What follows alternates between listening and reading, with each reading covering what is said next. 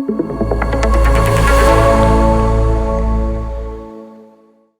манай онтай подкастын маань дараагийн дугаар эхлэхэд бэлэн болсон байна. Тэгээд манай подкаст маань болохоор Home Class-ийн хажууд байдаг Baco Speak Easy Bar-наас хүрдэг байгаа. Тэгээд манай Baco маань болохоор одоо хамгийн гоё коктейлүүдийг та хэдийн хүссэн хамтаар гаргаж өгнө. За тэгээд юм гоё Италийн брэндүүдийг Монголд импортлж оруулж ирдэг байгаа. Тэгээд бид өнөөдөр юм Италийн бас премиум брэнд болох Cuccello гэх брендийн гоё Rosso Vermouth-ээр дайлж байгаа. Тэгээд хэдүүл бас эхлээс өмнө нэг туулгач тийм ээ.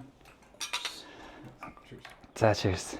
За манай хамгийн мэдээж чухал хэсэг маань бол манай зочин. За тэгээд манай найз бас өнөөдөр орж байгаа. Ренч. За тэгээд та хэд мэдж байгаа бол Shangri-La-гийн доор membership club and bar нэгдсэн байгаа. Нэр нь болохоор Vault. За Vault болохоор зөвхөн тэнд анх нэгдэг үү бас өмнө нь нэгдсэн байсан юм концепт. Тэгээд тэр концептыг манаас founder үүсгэн байгуулагч. Тэгээд одоо яг CEO-оор нь ажиллаж байгаа юм ажиллах залуу орж ирсэн байна. Тэгээд битэрийн одоо урилгыг хүлээж авч хүрэлцээрсэн баярлалаа ирнэ. Өрсөнд баярлалаа guys. Анх удаа подкастт орж үзэж байна. Жохон сандалтай. Асуултаа. Тэгэлээ гоё яриагаа хамгийн түрүүндээ юунаас эхлэх гэвэл одоо энэ Vault гэдэг ер нь брэнд. За тэгээд энэ концептын тухай ер нь ярьж эхлүүл яасан. Ер нь хэдэн оноос яг анх ер нь үүсгэн байгуулсан бэ? Би яг Анд глобалд байж байгаад яг ерөөхдөө 30 нас хүрэхгүй. Яг 29 доо байж байгаа. Яг 30 хүрэх гээд. Тэгээ ер нь бол за ерөөсө карьер change хийх хэрэгтэй байна. Ерөөхдөө 20 доо ингээд сураад 30 доо ингээд өөрийнхөө юм эхлүүлээд 40 доо мөштэй гэнэ Jack Ma гэнэ хэлс өгөөд шүү дээ. Яг тэр мэрэнд авцсан юм яасан. Ямар ч байсан 30 доо гэхэд ямар ч өөрийн гэсэн бизнестэй болмоорсон ингээд санагц. Өөрийн гэсэн юм хиймээр санагдаад. Тэгээд тухайн үед бахан бүх прожектуудаа ингээд дуусгаад тэгээ яг 100 нь биднээс яг decision гаргаад тэгээ яг 9 сараас эхлүүлээд тэгээд тэгсэн чинь яг карантин эхлээд карантины үеэр бид нүч тасвар масвараа хийгээд яаж байгаа. Тэгээд 2000 яг 3 жилийн өмнө 6 сарын 22-нд бид яг нээлттэй хийжсэн. Гэтэ ер нь бол эхлүүлээд нэг 3 сар дууссан байсан бүх юм дуусаад. Тэгээ нэг юм 3 сар биднээс ингэ жоохон яаж байгаа. Тэгээд 3 жилийн өмнө 6 сарын 22 гэдэг ч одоо 2021 он гэсэн үг. Тийм шүү дээ. Энэ чинь Монгол банкны ажилттай байдаг анхны салбар. Тэр мөн үү миний ярьж байгаа. Тийм Монгол банкны ажилтнууд хүмүүс сайн мэддэг юм уусаа. Уусаа нөгөө нэг ямар ч хаяг маяг байхгүй. Одоо ч гэсэн тийм аа. Тэгээд Монгол банк салбараа биднээс болохоор гоё изакай болгоцсон. Одоо илүү хүмүүс орж суухаар хоол моолн ч гэсэн ер нь Япон хоолтой. Тийм тэгээд Японы нэг юм жижиг баарнууд байдаг шүү дээ. Жохон ороо суугаад хямдхан юутай. Тэгээд Asahi-гийн PV одоо драфтаар гараад тий. Драфт PV-нд биднээс анх премиум групп хамтраад оруулж ирж байгаа.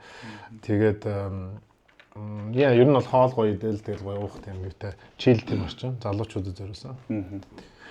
Тэгээ концепт нь бол ихтэй Rent's яг улбаатай юу те бүгд ер нь багаараа гэжсэн ярьж шít биднүүс гэж ярьж байгаа те. Яг энэ багийн гişүүд анх цугларахтаа ер нь бас ямшгүй концепт чи мэдээж анх концептын гаргаал тэгээд бөөндөө нэг юм хийя гэдэг юм санаа гарч ирсэн. Тийм маань найз байсан. Тэгээгээд Booming Trade гэдэг нэг компанид тэгээд мань хүн болохоор дандаа виски оруулж ирдэг байхгүй Япон виски. Тэгээд анх бол Vault-ийн концепт нугасаа юусэн. Япон вискигээр биднээс ганцхан дагна гэж. Тэгсэн чинь нэг корона гараад Япон виски дасраад тэгээд яг яалтч өөрөөр нэг л орсон. Гэтэ биднээс анханаас уусахгүй коктейл суурьтай хий гэдэг юм ярьсан. Тэгээд биднээс бол анх хоёулаа эхэлж байгаад одоо болохоор манай хоёр партнер байгаа. Тэгээд ихэд ингээл компани өөрчлөлттэй бол хувьцаа эзэмшигч юм уу партнероо солигдоо бол гараад ороод тэгэл ерөөхдөө явж л байгаа.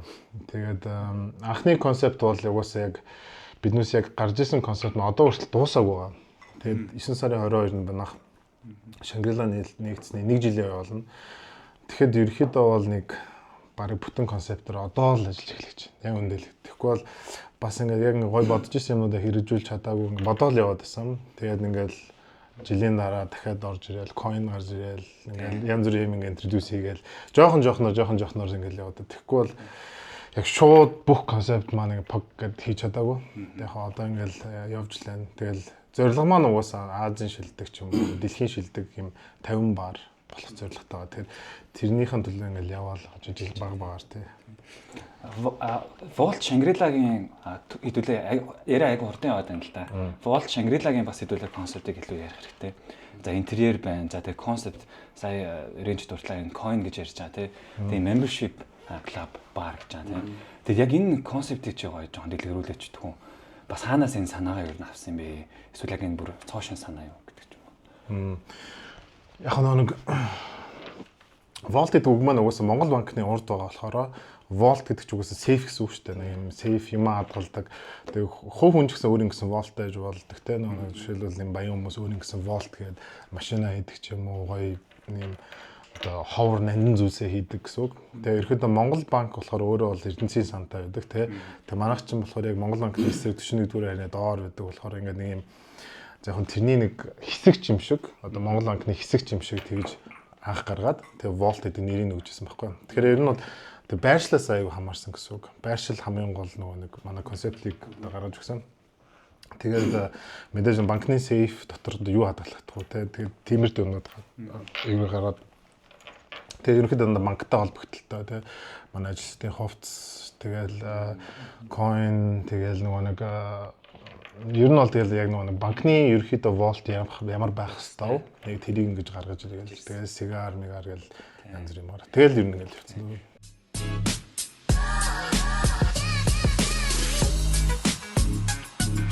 Vault-ийн маань лого айгуу сонирхолтой. Тэгээд надад нэг юм санагдуулаад байдаг нэг John Wick-ийн ийм нэг уур амьсгалаад оруулаад байдаг юм чинь. Тэгээд би бас тэрийг яг бас үйлчлүүлэгчийн хувьд ингээд бас тийм мэдрэмж авдаг тий.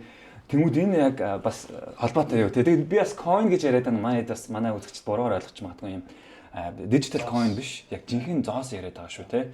Тийм тэр нан тийм хүмүүс байнга асуудаг. Та coin яг зүгээр ийм токен л гэсэн үг л дээ. John Wick-т бол ерөөс амар хамааралтай л да. Биднээс одоо жишээл Halloween event бол яг Continental гэдэг одоо Улаанбаатар Continental гэдэг ийм юугаар бол тематикээр хийсэн. Тэгээ ерөөхдөө бол нэг John Wick-ийн ертөнцийн өөрөө амар тийм гоё ийм сонирхолтой. Тэгэл яг нэг ийм одоо дүрм журамтай те rule гэл нэг янз бүр юм те баахан ингээл нэг ийм rank баахан assassin тэгээ нэг нууц бүлэг. Яг нь тиймэр дүү юмнаас жоохон санаа авсан. Кино нугас аягүй гоё кино байсан. Тэгэл яа бас жоохон нөлөөсөн John Wick. Гэтэ яг зөндөө олон бас өөр концептууд байгаа. Гэтэ John Wick гэсэн нөлөөсөн л да. Ялангуяа тэр coin мандер бол тий. Тэг яг нэг юм юу. Одоо membershipтэй гэхээр яг ганцхан мемберүүд авдаг гэсэн үг эсвэл бүгд орж байгаа юу? Манайх уус анхнаас ганцхан мемберүүд биш байсан л да. Membership club гэхээр зүгээр мемберүүдэд яг давуу хэрэгтэй гэсэн үг. Тэгээд яг цэвэр бас яг мемберүүд ордог клуб гэж ойлгож болохгүй. Зүгээр гестүүд бол орж болно. Membership авчих юм бол олон давуу хэрэгтэй. Одоо жишээлбэл өөрийнх нь нэрийн хотелийг гаргуулах ч гэдэг юм уу те. Одоо таксгүй орох те. Ивентүүдэд янз бүрийн гоё ивентүүд шүү дээ. Тэр нь болохоор жоохон үнэтэй ивентүүд байх юм бол үнэгүй орно те. Төсвүүдэр янз бүрийн одоо том ингээд баяруудыг хийх гэх юм бол бас тэн дээр дискаунттай ч гэдэг юм уу. Ер нь айгүй олон ингээд давуу талууд бий болчих жоох байхгүй мембер байх юм бол тийм илүү юу гэж байгаа болохоос биш яг манайх бол ганцхан membership club биш тийм. Энэ бол бүхэн нээлттэй. Тийм. Яс ганц сонирхолтой юм мартчихлаа. Өөрсдөө гэсэн Vault-таас болдог аа шүү тийм. Өөрсдөө бас Ямба өөрийн Vault-тай юм. Үгүй. Яа өөрийн Vault-тай амар гоё. Орох юм бол бас энэ доторх интерьер за тэгээд энэ өрөөний зохион байгуулалт амар сонирхолтой. Ер нь бол амар гоё. Араа саяныхыг асуугаад байдаг нөгөө шинээр нэгдсэн ингээл гоё газар гэл хүмүүст хэллээд яхаар зарим нь нөгөө membership гэмгээд шууд ингээ ганцхан нөгөө юутай л орж болно гэж ойлгоод байдаг хүмүүс байдаг юм байлээ. Тэгэхээр бас манай үзэж байгаа хүмүүс. Тийм бүгд нээлттэй шүү. Тийм. Тэр зоосны концепт нь болохоор тийм одоо ер нь John Wick-таас төстэй байх нь шүү дээ. Тийм. Тэгээд тэр зоос бол уус нэг юм биднээс айгүй удаан дизайн дээр суусан юм аа. Бараг 9 дизайн гаргаж ирээл. Тэгээд дахиад нэг артистуудаар биднээс гаргаж ирээд дизайныг. Тэгээд сүүлдээ бас нэг юм 3D артистуудаар зурвуулж муурлаа. Тэгээд ерөөдөө нэлээд удаан ингээл явж лого хийж жаад манайх нэг арайч нэг дизайн дээр тогтоод тэгээд бас манай coin уус юм серийн дугаарт 8000 ширхэг хийсэн. Тэгээ ерөөхдөө бол мемберүүдэд зориулж хийсэн. Яг тэгэхээр та нар одоо membership авах юм бол буцаад одоо жишээлбэл lifetime буюу одоо насан туршийн одоо member авах юм бол биднээс яг 50% $2500 coin-оор өгж байгаа байхгүй 100 coin өгдөг. Тэгэхээр 100 coin маань болохоор өөрөө 5,500,000 төгрөг гэсэн үг байхгүй. 5,500,000 төгрөгөөр өөрөө уух тэгээд манайхаар үйлчлүүлэх хэрэгтэй. Тэгээд ялангуяа жишээлбэл тип өгж болно койнороо тий. Бас найз нөхдүүдтэй ингэж өгдөг ч юм уу. Тэгэхээр ерөөхдөө нэг юм юуг нь аягүй гоё болгож байгаа. Гэтэ одоо бол биднээс 1 жилийн аваар бол мемберүүдээс дахиад нэг бэлэг барих гэж байна. Тэр нь болохоор яг Трансбанктай одоо нэг ярианы төвшөнд явж байгаа. Гэтэ ерөөхдөө бол нэг Трансбанктай хамтраад биднээс виза карт гаргаж байгаа байхгүй хамтарсан. Тэгэхээр тэн дээр болохоор яг мембер болсон хүмүүс нь болохоор яг $2500 нэг ороод тэгээд манайхаар үйлчлүүлж болохоор байгаа. Тэр өөрийн гэсэн тийм карттай болж байгаа. Яг нь зүгээр нэг membership карт өгмөргүйсэн юм нэг пластик ч юм уу эсвэл металл карт мардаг ямар үүрэгчгүй үзэгддэггүй. Тэгэхээр яг нэг юм төлбөрийн нэг хэрэгсэл тэгээд Volt банк банктай жоохон холбогдуулаад биднээс бол санхүүгийн байгууллагатай жоохон хамтарч ажиллая гэдэг. Тэн дээр бол ерөөхдөө тийм нэг юм. Тэгэхээр одоо Трансбанкны priority хэрэглэгч нар нь Volt membership. Billionaire карт гэдэг нэг тийм карт гарч байгаа юм билээ. Union Pay, Visa-тай хамтраад. Тэгээ яг тэрнээсээ авсан хүмүүс болохоор Volt membership 50% discount-тай өгөөд манай нөгөө талаас болохоор биднээс одоо байгаа мемберүүдтэй тэр нөгөө Visa карт өгч. Тэгээ ихэд хамтарсан карт гарч. Одоо хэдүүлэн ингээд юу чиглэл нь ерөөсөн хаашаа явж байгаа гэхээр дэлхийн топ 50 бар гэдэг яриад байна. За тэгээд тэр аягүй сонирхолтой концепт. Тэгээд Range-аас тэрний төлөө бас цаг наргуул ажиллаж байгаа хэрэг. Тэгээд сая Range-маас Хонконг явчаад ирсэн. Тэгээд энэ сая топ 50 бар шалгаруулалт болсон тий. Тэгээд тэр Азийн топ 50 шалгаруулалт явагдсан. Тэгээд тэр нь Хонконг цай болсон. Тэгээд тэр бас тийшээ явхад явчаад ирлээ. Тэгээд бас өмнөсөн зөндөө явж исэн. Ер нь энэ drinking culture-тэй манайхын Монголын хөгжиж байгаа. Тэгээд энэ Volt-ыг тэр топ 50 бар руу аваад чанд бол ямар одоо степүүдийг хангах хэрэгтэй юм бэ? Ямар шатуудыг авах гэдэг юм бэ тий? Яг хоо анх биднээс яг Volt-ыг өсгөхсний дараа Азийн шилдэг best бар 50 одоо ерөөхдөө ингэ төсөөлөд үзэх юм бол айгүйх баарнууд дэлхийд дээр байгаа шүү дээ. Жишээлбэл асуухад одоо Сүхбаатар дүүрэг Тэчнээн бар байна. Та мэдгүй. Ихэд 50-аас илүү юм одоо зөв. Улаанбаатар хотод Тэчнээн бар байна. Тий. За Азад Тэчнээн бар байна. Тий. Дэлхийд дээр Тэчнээн бар байна. Тэгэхээр тэндээс яг 50-ыг шалгаруулна гэдэг чинь өөр амар том юм тавхан баарлаа байхгүй юм бол нэг шилдэг гэж тооцоо. Тэгээ яг юугаар шилдэг болоод яагаад вэ гэхээр яг энэ болохоор яг бартендерүүд бар эзэмшигч өвнөрүүд нөгөөт нь болохоор экспертүүд гэж байгаа. Энэ гурван хүмүүс болохоор юм 7 одоо эрхтэй, саналын эрхтэй гэсэн үг. Нэг нь 5 эрх нь болохоор яг өөрийнх нь улс орондоо гэж байгаа гэсэн үг. Одоо чи бол Солонгосоос одоо жишээлбэл чи бартендер юм уу, бар өвнөр юм уу те эксперт байх юм бол чи Солонгосод 5 эрх өгж болно гэсэн үг. Тэгээд нөгөө хоёр нь болохоор шүү дээ олон улсын одоо шинээр гарч иж байгаа одоо барнууд дүнс гэхгүй. Тэгэхээр ер нь бол шүү дээ өрсөлдөөн бол амар өндөр. Тэгээд ороход шалгуур нь амар өндөр гэсэн үг байхгүй. Тэгээд заавалчгүй 6 сарын өмнө шүү дээ. Одоо 6 сарын хугацаанд vote буюу санал эхлэхээс өмнө 6 сарын хугацаанд заавалчгүй тэр бааранда заавалчгүй тэр орондоо очсон байх хэрэгтэй гэдэг шалгууртай. Тэгээд тэр нь болохоор бас аудитинг компаниар шалгаж малдаг уусаа нэг тим тогтолцоод байхгүй. Тэгэхээр нийтдээ 30000 ийм хүмүүс байгаа. Гэхдээ хин яг нэг vote гэж хүмүүсийг биднээс мэдэхгүй. Санал өгж хүмүүсийг хин ч мэдэхгүй. Тэднээс угаасаа хэлж ирэхгүй. Тэгэхээр нөгөө нэг яг нөгөө биднээс хэрвээ мэддэг байсан бол тэднээсээ уриал нэг яач шүү дээ. Тэгэхээр мэдэх боломжгүй тэг ямар нэгэн байдлаар мөнгөөр ч юм уу нөлөөлөх боломжгүй. Тэгээд өөрөө болохоор яг манай одоо энэ индустрийн баг Оскар шиг юм болоод байна л та. Тэгээд сая Азийн 50 шилдэг баарнд бол биднээс анх удаа одоо миний ойлгож байгаагаар шүү дээ. Анх удаа л хүн церемонид оролцлоо. Тэр нь болохоор яг урьдчилгаар өмнө нь ерөөс оролцож байгаагүй дээ би л онцараа байсан л да. Тэгээд бас монгол хүмүүс байд юм уу гэдэг яг бас юу ажиллаа. Монгол энд бас оролцож байгаа юм уу те тэгээд биднээс Volt тэгэл яриад явсан л да. Тэгэхээр бас амар сонирхолтой санагдажсэн. Тэгээ яг нэг алхам оршилчлаа л гэж үзэж байна. Ядаж нэг ороод церемонид нь оролцоод үзчихлээ. Хүмүүстэй танилцж байна. Тэгээ яг эцсийн гол нэх юм бол яг Монгол улсыг биднээс нэг Азийн бас нэг 50 Аз ч биш дэлхийн нэг 50 шилдэг баарны нэг нь энд байд юм а гэдгийг хангал үзэн л да. Энэ ингээ голын төлөө гэхдээ ганцхан биднээс ч ихтэлгүй. Ер нь яг ийм Монгол улс дээр одоо индустри байгаа шүү дээ. Манай F&B салбарын, food and beverage салбарын яг энэ одоо бусад баарнууд, бусад ийм бар өнөрөж гэсэн бас хамтарч нийлээд биднээс ямар нэгэн байдлаар авчрах нь одоо гестүүдийг авчрах, экспертүүдийг авчрах. Ер нь бол Монгол улс бас нэг юм drinking soil хөгжиж байгаа коктейлийн соёл айгүй хурдтайгаар тэгтээ хөгжиж байгаа. Сая биднээс нэг 5 10 жилийн өмнө л ярих гэсэн коктейл бас хүмүүс сайн мэддэг байсан шүү дээ. Бараг виноч бас айгүй уудаг байсан шүү дээ. Нэг юм дан эсвэл водка ч юм уу те виски гэл уудаг ч юм уу коньяк айгүй хөрөлдөг байсан. Одоо болохоор илүү нөгөө нэг энэ нөгөө нэг салбарыг одоо уух соёлыг биднээс хөгжүүлэх гэж оролдоод байгаа байхгүй. Тэгэхээр уух соёлтой болж ийн гэж үзээд байгаа. Биднээс тэгэхээр тэр шиг аюу хурдтай явж байгаа. Тэрд болохоор аюу олон хүмүүсийн бас нөлөө бартендерүүд ч байна, барнууд ч байна. Ус ингээд зөндөө олон газар шинэ газрууд нээгдэж байна. Эднээс ингээд бүгдээрээ хувь нэмэр оруулж байгаа гэсэн үг. Тэгэхээр Монголд ерөнхийдөө энэ бас юм уух юмны соёл хөгжихийн төлөө биднээс үзээд байгаа юм л та. Яг дэлхийгээс биднээс бас нэг юм хоцрогдолтой явж байгаа. Яалтчгүй ингээд нэг хурдтай явж чадаагүй. Одоо юм бол яг биднээс нь leapfrog гэж ярьдаг шүү дээ. Үсрэх гэдэг юм ч юм уу.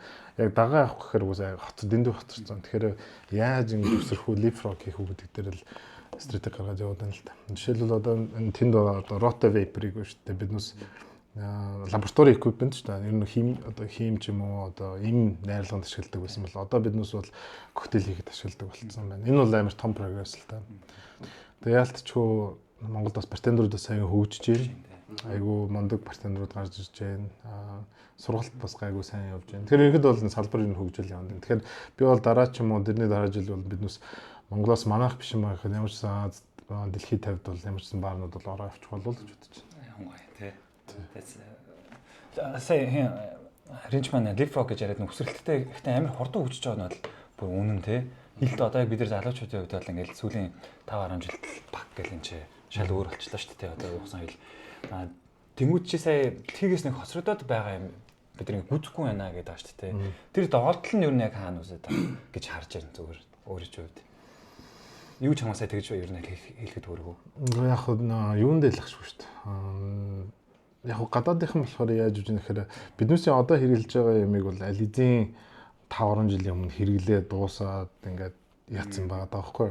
Тэгвэл биднээс яалтчгүй тэрийг ингээд сурсныхан дараа чинь төвшөнд гарах гэдэг байгаа байхгүй. Тэгэхээр угаасаа мод монголоор дуустдаг гэдэг чинь бас жоохон үнэн ч юм шиг нэг санагдаад байгаа. Тэгэхэд коктейлийн техникүүд одоо хийдэг арга барил юмнууд бол айгүй өндөр түвшинд ингээд болцсон.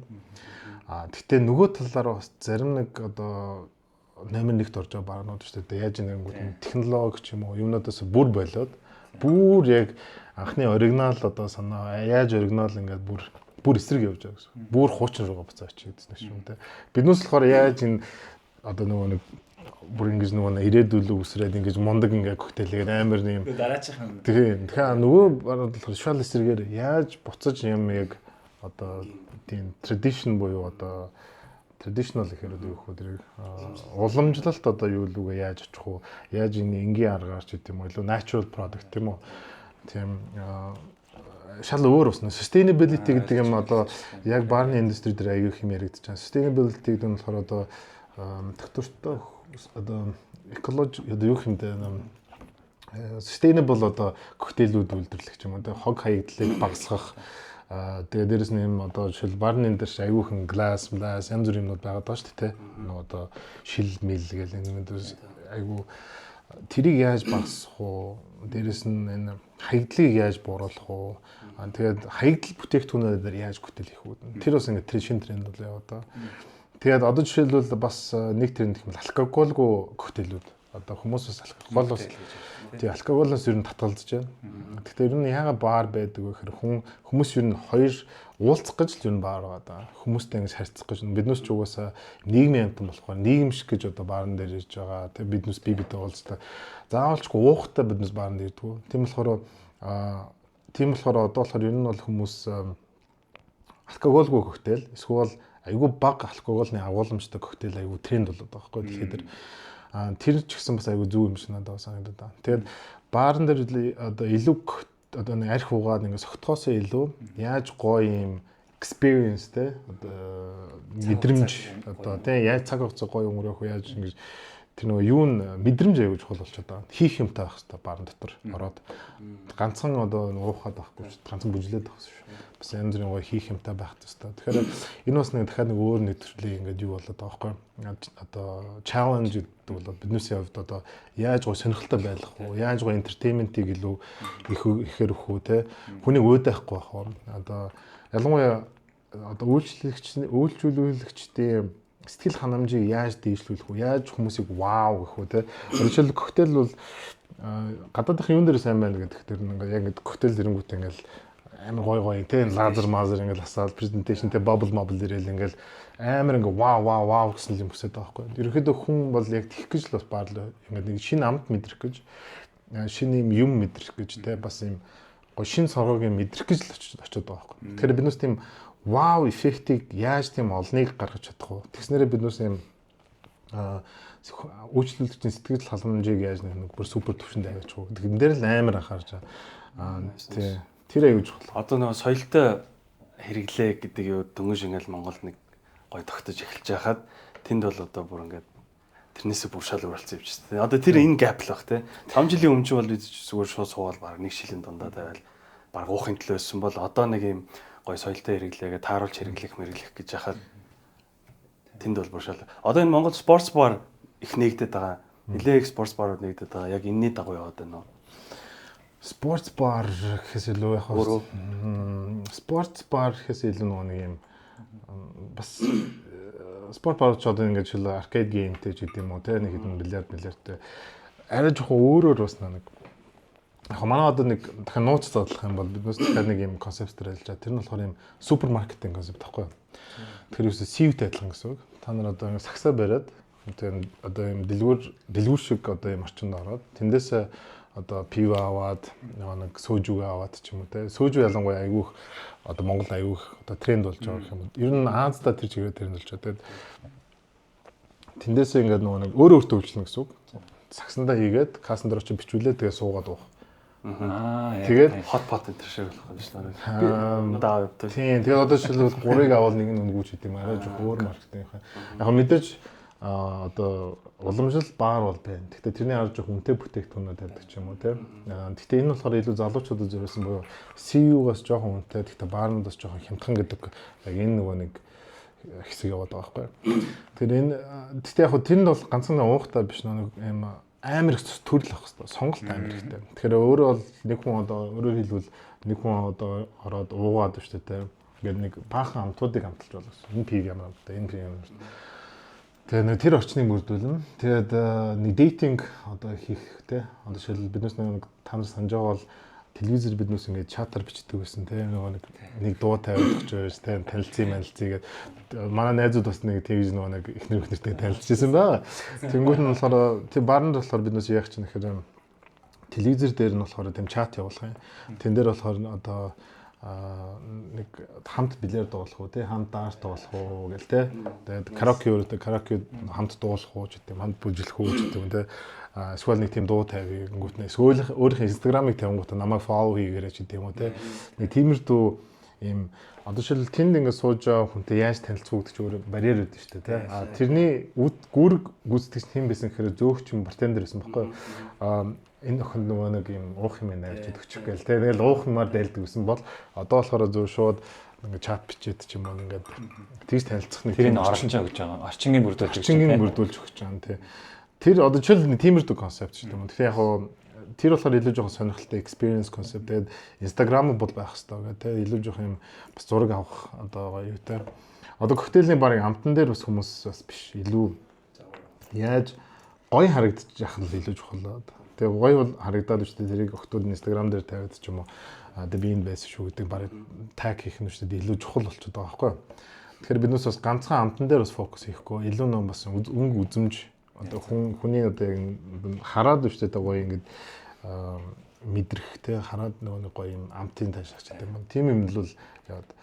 Саяны дээр танилцах гэдэг дээр өөр үзэгч тас сонирхолтой шүү дээ. Дубайд амар сонир танилцсан юм ба шүү дээ. Нөгөө одоо бас нэлээ хаалттай явтай шүү дээ. Нөгөө шашин нөрөө тэ болохоор тэгсэн чи кофе шоп танилцдаг гинэ. Скол мол дотор танилцдаг гинэ. Тэнгүүтээ airdrop асаад. Тэгээ airdrop-ороо өөрийнхөө зургийг юутайгаа скандаг нөгөө одоо WeChat юм уу юу гэдэг те WhatsApp ч юм уу тэрнийхээ энийг тэгээ ингээд танилцсан гэж тэнгууд нөгөө хэрвээ hotspot нь airdrop нь асаалттай байгаа бол тэр хүн танилцмаар байна гэдэг юу нэлэрхийлэгддэг. Тэг ингээд баах ингээд уцаа харсан нөхдөд мол дотор байж байгаа. Тэгэхээр бас тиймэрхүү юмнууд нэлээд модонд оржлоо. Би бас Ринчин ярьжсэн яг энэ концептыг энэ Шанхайд бас үзчихсэн. Яг нь өөртөө юм аа. Тэгээ өөртөө суучдаг. Яг чиний хэлдгээр хамгийн гол бүх юм айгүй их олон сонголттой байх хэвээр. Тэгээд нөгөө бүх юм хийхэд бэлэн тий. Тэгээд суух орчноос бэлэн. Айгүй гоо концепт. Монгол ерөөсөө байгаагүй. Одоо л ер нь л хөгжүүлэгдэж байгаа юм тий. Саяны тэр топ 50 юу баар гэдэг ирж байгаа шүү дээ Азийн. Тэрний яг шалгаруулах юм нь яг юу вэ? Ер нь баарыг одоо яг юугаар нь шалгаруулдаг? Сайн одоо ер нь бол тэр нөгөө нэг одоо экспертүүд ч юм уу бартендерүүд хамгийн гол нь концепт харна. Концепт нь яг ямар концепт вэ? Коктейл баар юм уу? Яг ямар концептээр хийсэн баар вэ гэдгийг харж байгаа байхгүй. За мэдээж коктейлийнх нь одоо орцыг харна. Ямар бүтээгдэхүүнээр хийсэн байна? Спонсорд байна уу, үгүй байна уу те? Гуравт нь болохоор амар цэвэрхэн байх хэрэгтэй. Цэвэрхэн байж чадж гин үү? 0-наас эхэлж байгаа байхгүй. Ер нь hospitality гэдэг одоо манай салбар шүү дээ те. Тэн дээр бол хамгийн номер 1 юм ерөөсөө л ариун цэвэр шүү дээ. Тэгэхээр баарны ариун цэвэр хэр байна? 0-ын ариун цэвэр хэр байна? Ер нь л бусад цаашаа юмнууд нь болохоор аягүй жижиг юмнууд байна. Гэхдээ хамгийн гол нь концепт. Концепт нь буюу тэр өөрийнх нь баарны одоо жишээлбэл Азийн шилдэг Као гэдэг одоо нэг Коа гэдээсэн. Тэр болохоор 3-4 жил бол номер 1-т явсан юм. Яа тэгэхээр амар жижигхэн баг энэ өрөөшөл жижигхэн баг шүү дээ. Гэхдээ ганцхан текила зардаг. Ганцхан текила based тэгэхээр амар олон төрлийн текиланууд байна. Тэгээ бүх одоо коктейлүүд нь текилаар хийгддэг. Тэгэхээр тэр нь илүү онцлог болчихж байгаа байхгүй. Хонконгод бас тийм сонирхолтой юм хэм бол яг ганцхан рам цай суурьтай виски гэдэг яг ингэ төрөлжсөн байдаг. Монгол тэрийг хийхээр арай л манай зах зээл арай жоохон багдаад байна. Тэгэхээр яаж нэхэр уул нь хэрэг том зах зээлтэй байсан бол шүү дээ яг тиймэрдүү одоо концептууд явах юм шүү. Тэгэх юм бол уул нь амар болчихно. Яг тэгэх юм бол би ганцхан текилагаар дагчих юм бол би текила дээр айгүй эксперт болчихж байгаа байхгүй. Бүх юм мэдээд эхэлж шүү дээ. Одоо манай баарнууд дээр орж ирэнгүүт ер нь бол бүх баарнд манай баарнд чиглэхгүй ер нь Монголын бүх баарнд яг ижил төрлийн бүтээгдэхүүнүүд байгаа. Тэгэхээр биднээс бол тэрийг одоо солонгоржуулах илүү сонирхолтой байлгахын үднээс одоо ингээл янз бүрийн компаниудтай хамтарч ил байна л да. Өөрсдөө ч оруулж ирдэг ч юм уу ингээл сүйлдэ гэж байгаа байхгүй. Тэгэхгүй бол хаашаач орсон хамаагүй зөө. Яг адилхан продукт байна. Зүгээр л орчин нь өөр байгаа байхгүй. Тэгэхээр ч бас ингээд нэг юм сонирхолтой биш болчихж байгаа байхгүй юм. Тэгэхээр бас нэг баарнууд дээр нэг анзаарах юм нэг бодох юм гэх юм бол ихэд ингээд төрөлжүүлэх нь аягүй чухал юм шиг л. Хүмүүс сонголт өгөх айгүй олон сонголттой. Тэгээд яг нэг төрлөөрөө бас ингээд нэг категори гэдэг юм. Яг бол текилагийн одоо жишээлбэл ингээд текилагийн өөрийн гэсэн одоо нэг юм ертөнц гэж байгаа шүү дээ. Тэр бол мангар том ертөнц байгаа. Ганцхан Мексик мөртлөө амар олон төрлийн текиланууд ингээд энэ зэрэг юмнууд байгаа. Микс те. Тэгээд дөнгөд жинийг авч үзье. Жин бол ингээд басар ихтэй нэг шампан юм байна. Тэгэхээр яг энэ ерөөдөө нэг эксперт болно гэж боломжгүй. Миний бодлоор хэрнээ энэ FMB төлбөр бараг л боломжгүй яа. Тэгэхээр дэндүү олон бас юм продуктууд байгаа. Зөндөө юм жоохон л мэдэж байна. Амар том далаа гэдэг байхгүй. Тэгээд амар хэцүү. Нэг л гүнзгий амар гүнзгий. Саний дээр орц дээр нь спонсорд гэдэг нь юу гэсэн үг юм? Sponsored by одоо хамгийн том нь болохоор Perrier гэдэг усны компани байна л да. Гэхдээ яг сая бол зөндөө олон компаниуд байна. Nika одоо миний очиж байгаа бол Torres гэдэг компани байсан. Тэр болохоор бренди үйлдвэрлэдэг компани байсан. Тэгээд Rokujin гэдэг янз бүрийн ингээд компаниуд спонсор хийж байна. Тэр нь яаж юм гэхээр тэр бүтээгдэхүүнийг шүү дээ шууд 50 best барн дээр өчөж гин гэсэн үг байхгүй. Одоо чи жишээл Апу байлаа гэж үү. Апуг зөв жишээ аваад. Апугийн Чингис хаан гэдэг бүтээгдэхүүнийг биднээс бас ингээд промот хийх гэж оролдолоо л. Хэрвээ Апу одоо жишээлбэл тэнд 50 best орчих юм болов шүү дээ. Спонсороор орлоо гэхэд Апугийн бүтээгдэхүүн нь шууд тэр барн дээр очиж гин гэсэн үг байхгүй. Тэр барн дээр. Тэгэхээр ерөөхдөө бол бүх ингээд топ 50-д юу хийж гин тэрнүүсийг бусад барнаас ингээд дагж байгаа байхгүй. Тэгэхээр шууд тэр 50 руу орж ийн гэдэг нь болохоор илүү одоо бүтээгдэхүүнүүд хурдан таниулах ч гэдэг юм уу те. Тэгээ олон нийтэд маст хүргэх ч гэдэг ч юм уу. Тэгээ экспертүүдийн гарт хамгийн гол нь яачиж байгаа. Тэр экспертүүд тэднээс юу нэгээр. Яг манай хувьд болохоор биднээс болохоор яг нэг юм амбиц гэх юм бол Чингис хаан Мартини гэдэг Мартини гаргасан. Тэр нь болохоор Чингис хаан нөгөөс амар том брэнд, тайлбарлах шаардлагагүй, хүн болгон мэднэ. Дэлхийд дээр Чингис хаан Монгол гэхээс илүү бараг Чингис хаан гэхэд өштэй хүн болгон мэддэг байхгүй. Тэгэхээр танилцуулах шаардлагагүй коктейл гэдэг нэртэй тийм юу үсгээд байгаа байхгүй. Тэгээд Мартиниг бол Чингис хаан Мартиниг юугаар хийх вэ гэхээр водка байна. Хоёрт нь болохоор шигүүдээр юм уу эсвэл milk wine гэж. Одоо юу гэлээ шимээр. Тэгээ шимээр ихтэй водкатай. Тэгэхээр энэ хоёр бие биенээ аюугай баланслаад аюугай Мартини гарч ирээд байгаа байхгүй. Тэр энийг болохоор яг патент нь ч юм уу тэр нэг патент гэхээс илүү энэ нь бол хаанаас гаралсан үүссэн аюу чухал байдаг. Жишээлбэл Negroni гэдэг нэг коктейл шүү дээ. Дэлхийд даяар одоо хүмүүстдэг болсон. Тэрийг болохоор Campari амир их ингээд спонсорлож ингэж явдаг.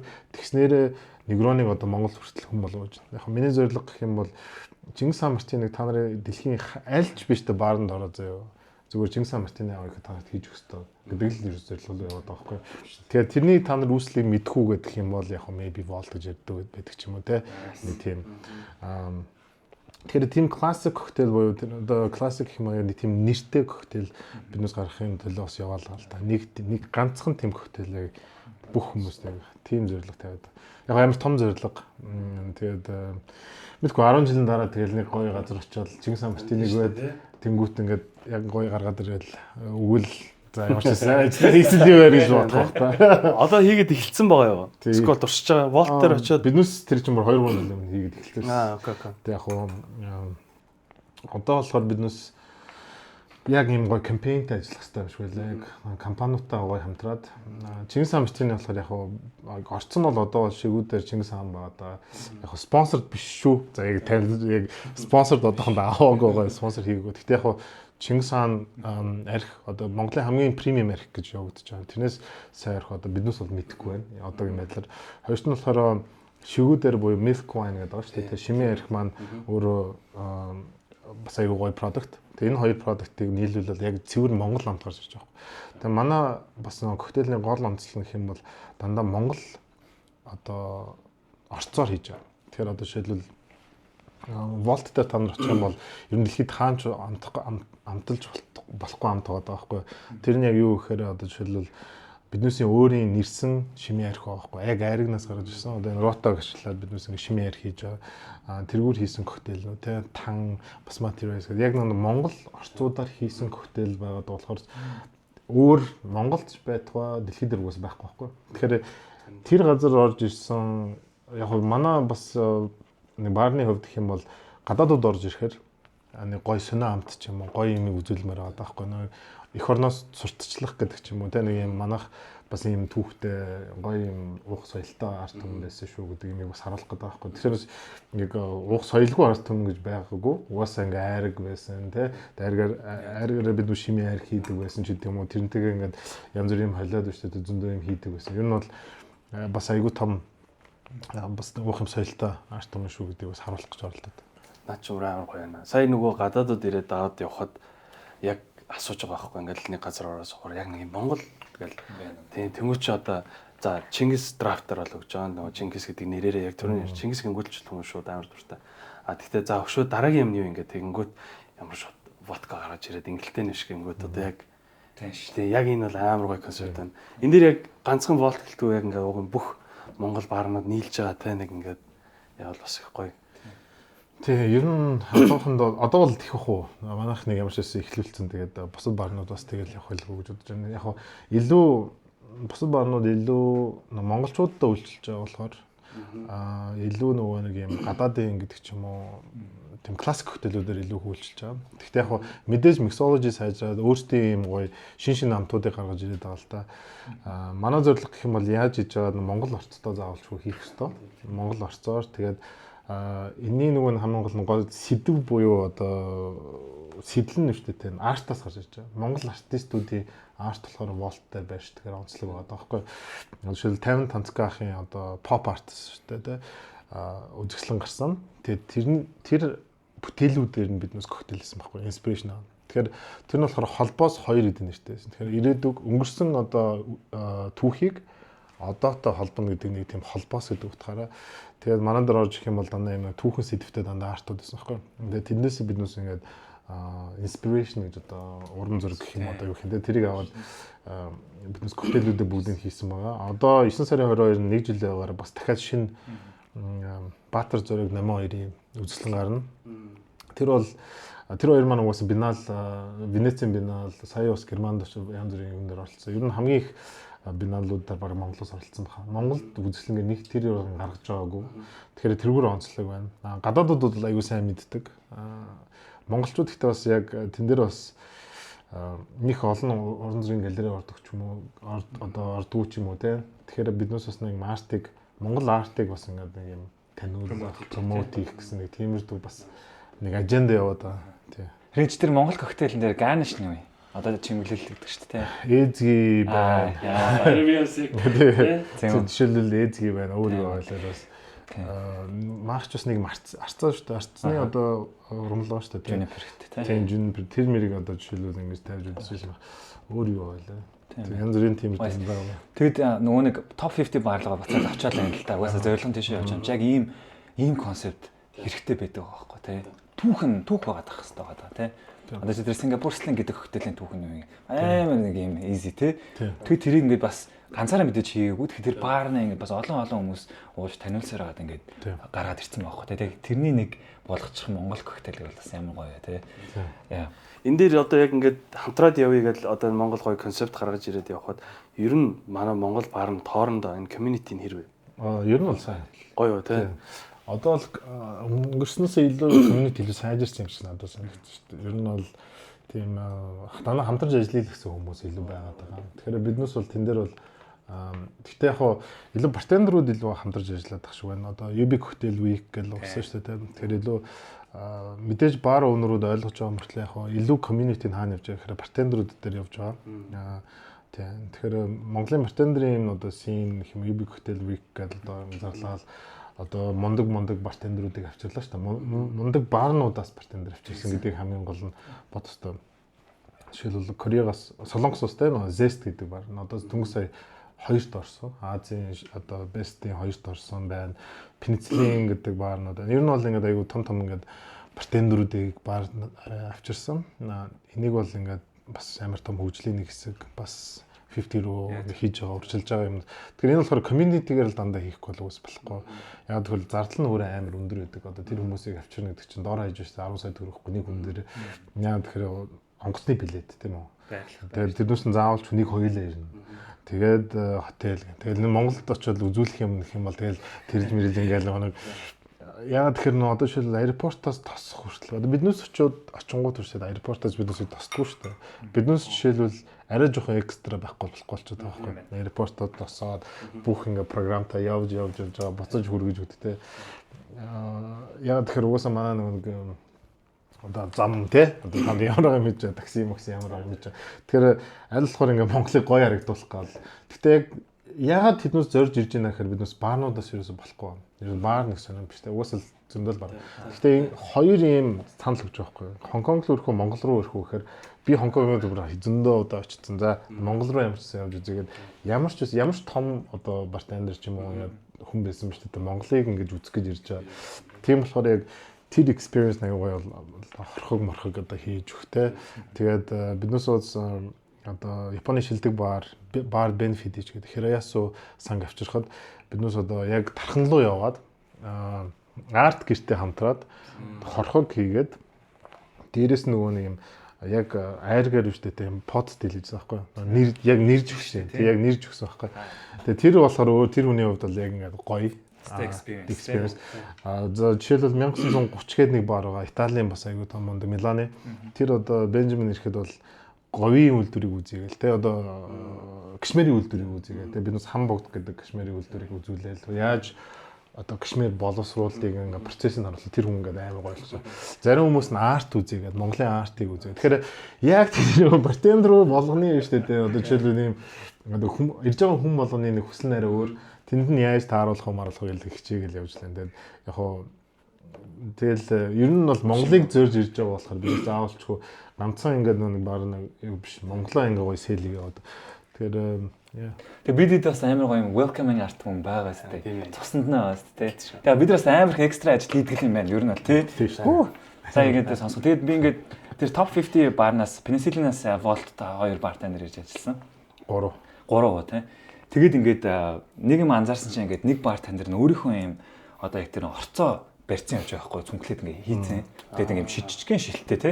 Тэгээд заавал тэр орцоо орж ич нөгөө коктейл маань өөрийнх нь тийм signature болох нь шүү дээ.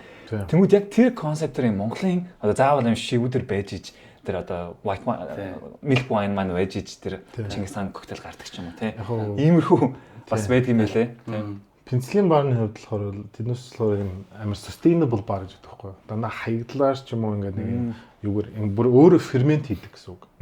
Яг фермент гэдэг чинь одоо эсгэлттэй эсгэх ингээд процесс болохоор тийм өмхийн өрөө гэж байдаг байхгүй юу. Өөрөөсөө ийм өрөө шиг өмхийн өрөөнд дотроо фермент хийгээд авчирдаг болохоор тэрийг болохоор Монголд яагаад тэр амтыг хийж өгч чадахгүй байхгүй юу. Жишээлбэл тэр oyster гэдэг коктейлд oyster ингээд амттай original гэдэг нэг коктейл. Тэр амар сонир коктейл. Тэр болохоор ингээд уугаад тэр навчины дөнгөт шүү дээ. Яг ингээд fresh oyster идэж байгаа юм шиг. Oyster идэж молоо их юм да. Мексикан. Заста oyster. Одоо тэгээд загнуул газар шүү. Одоо загнуул шүү. Яса oyster ингээд амтагдаж байгаа байхгүй шууд. Тэгэхээр вау гэд хүмүүс ингээд гайхаад тэр коктейлнүүд нь одоо жишээлбэл бас орцоо алдахгүй гэж байна. IP буюу intellectual property буюу оюуны өмч алдахгүй гэдэг, орцоо алдахгүй гэдэг юм явж байгаа. Тийм болохоор бүх юм өөртөө бэлдээд ирнэ. Тэгэхээр жишээл бартендеруудын бас нэг юм байдаг. Одоо жишээлбэл авчираад хийхгүйгүүд ямар нэг юм байдгүй. Жишээлбэл манайх бас одоо Бангкокт юм уу Таиландд явахдаа биднээс бүх юм өөртөө хийгээд авч явсан. Яг тэгэхээр тэнд байхгүй учраас биднээс бүгднийг бэлдээд ингээ нөө өөрийнхөө suitcase-нд игээд авчиад очиж байгаа байхгүй. Тэгэхээр энэ ер нь бол guest shift-үүд дандаа тэгж явж байгаа.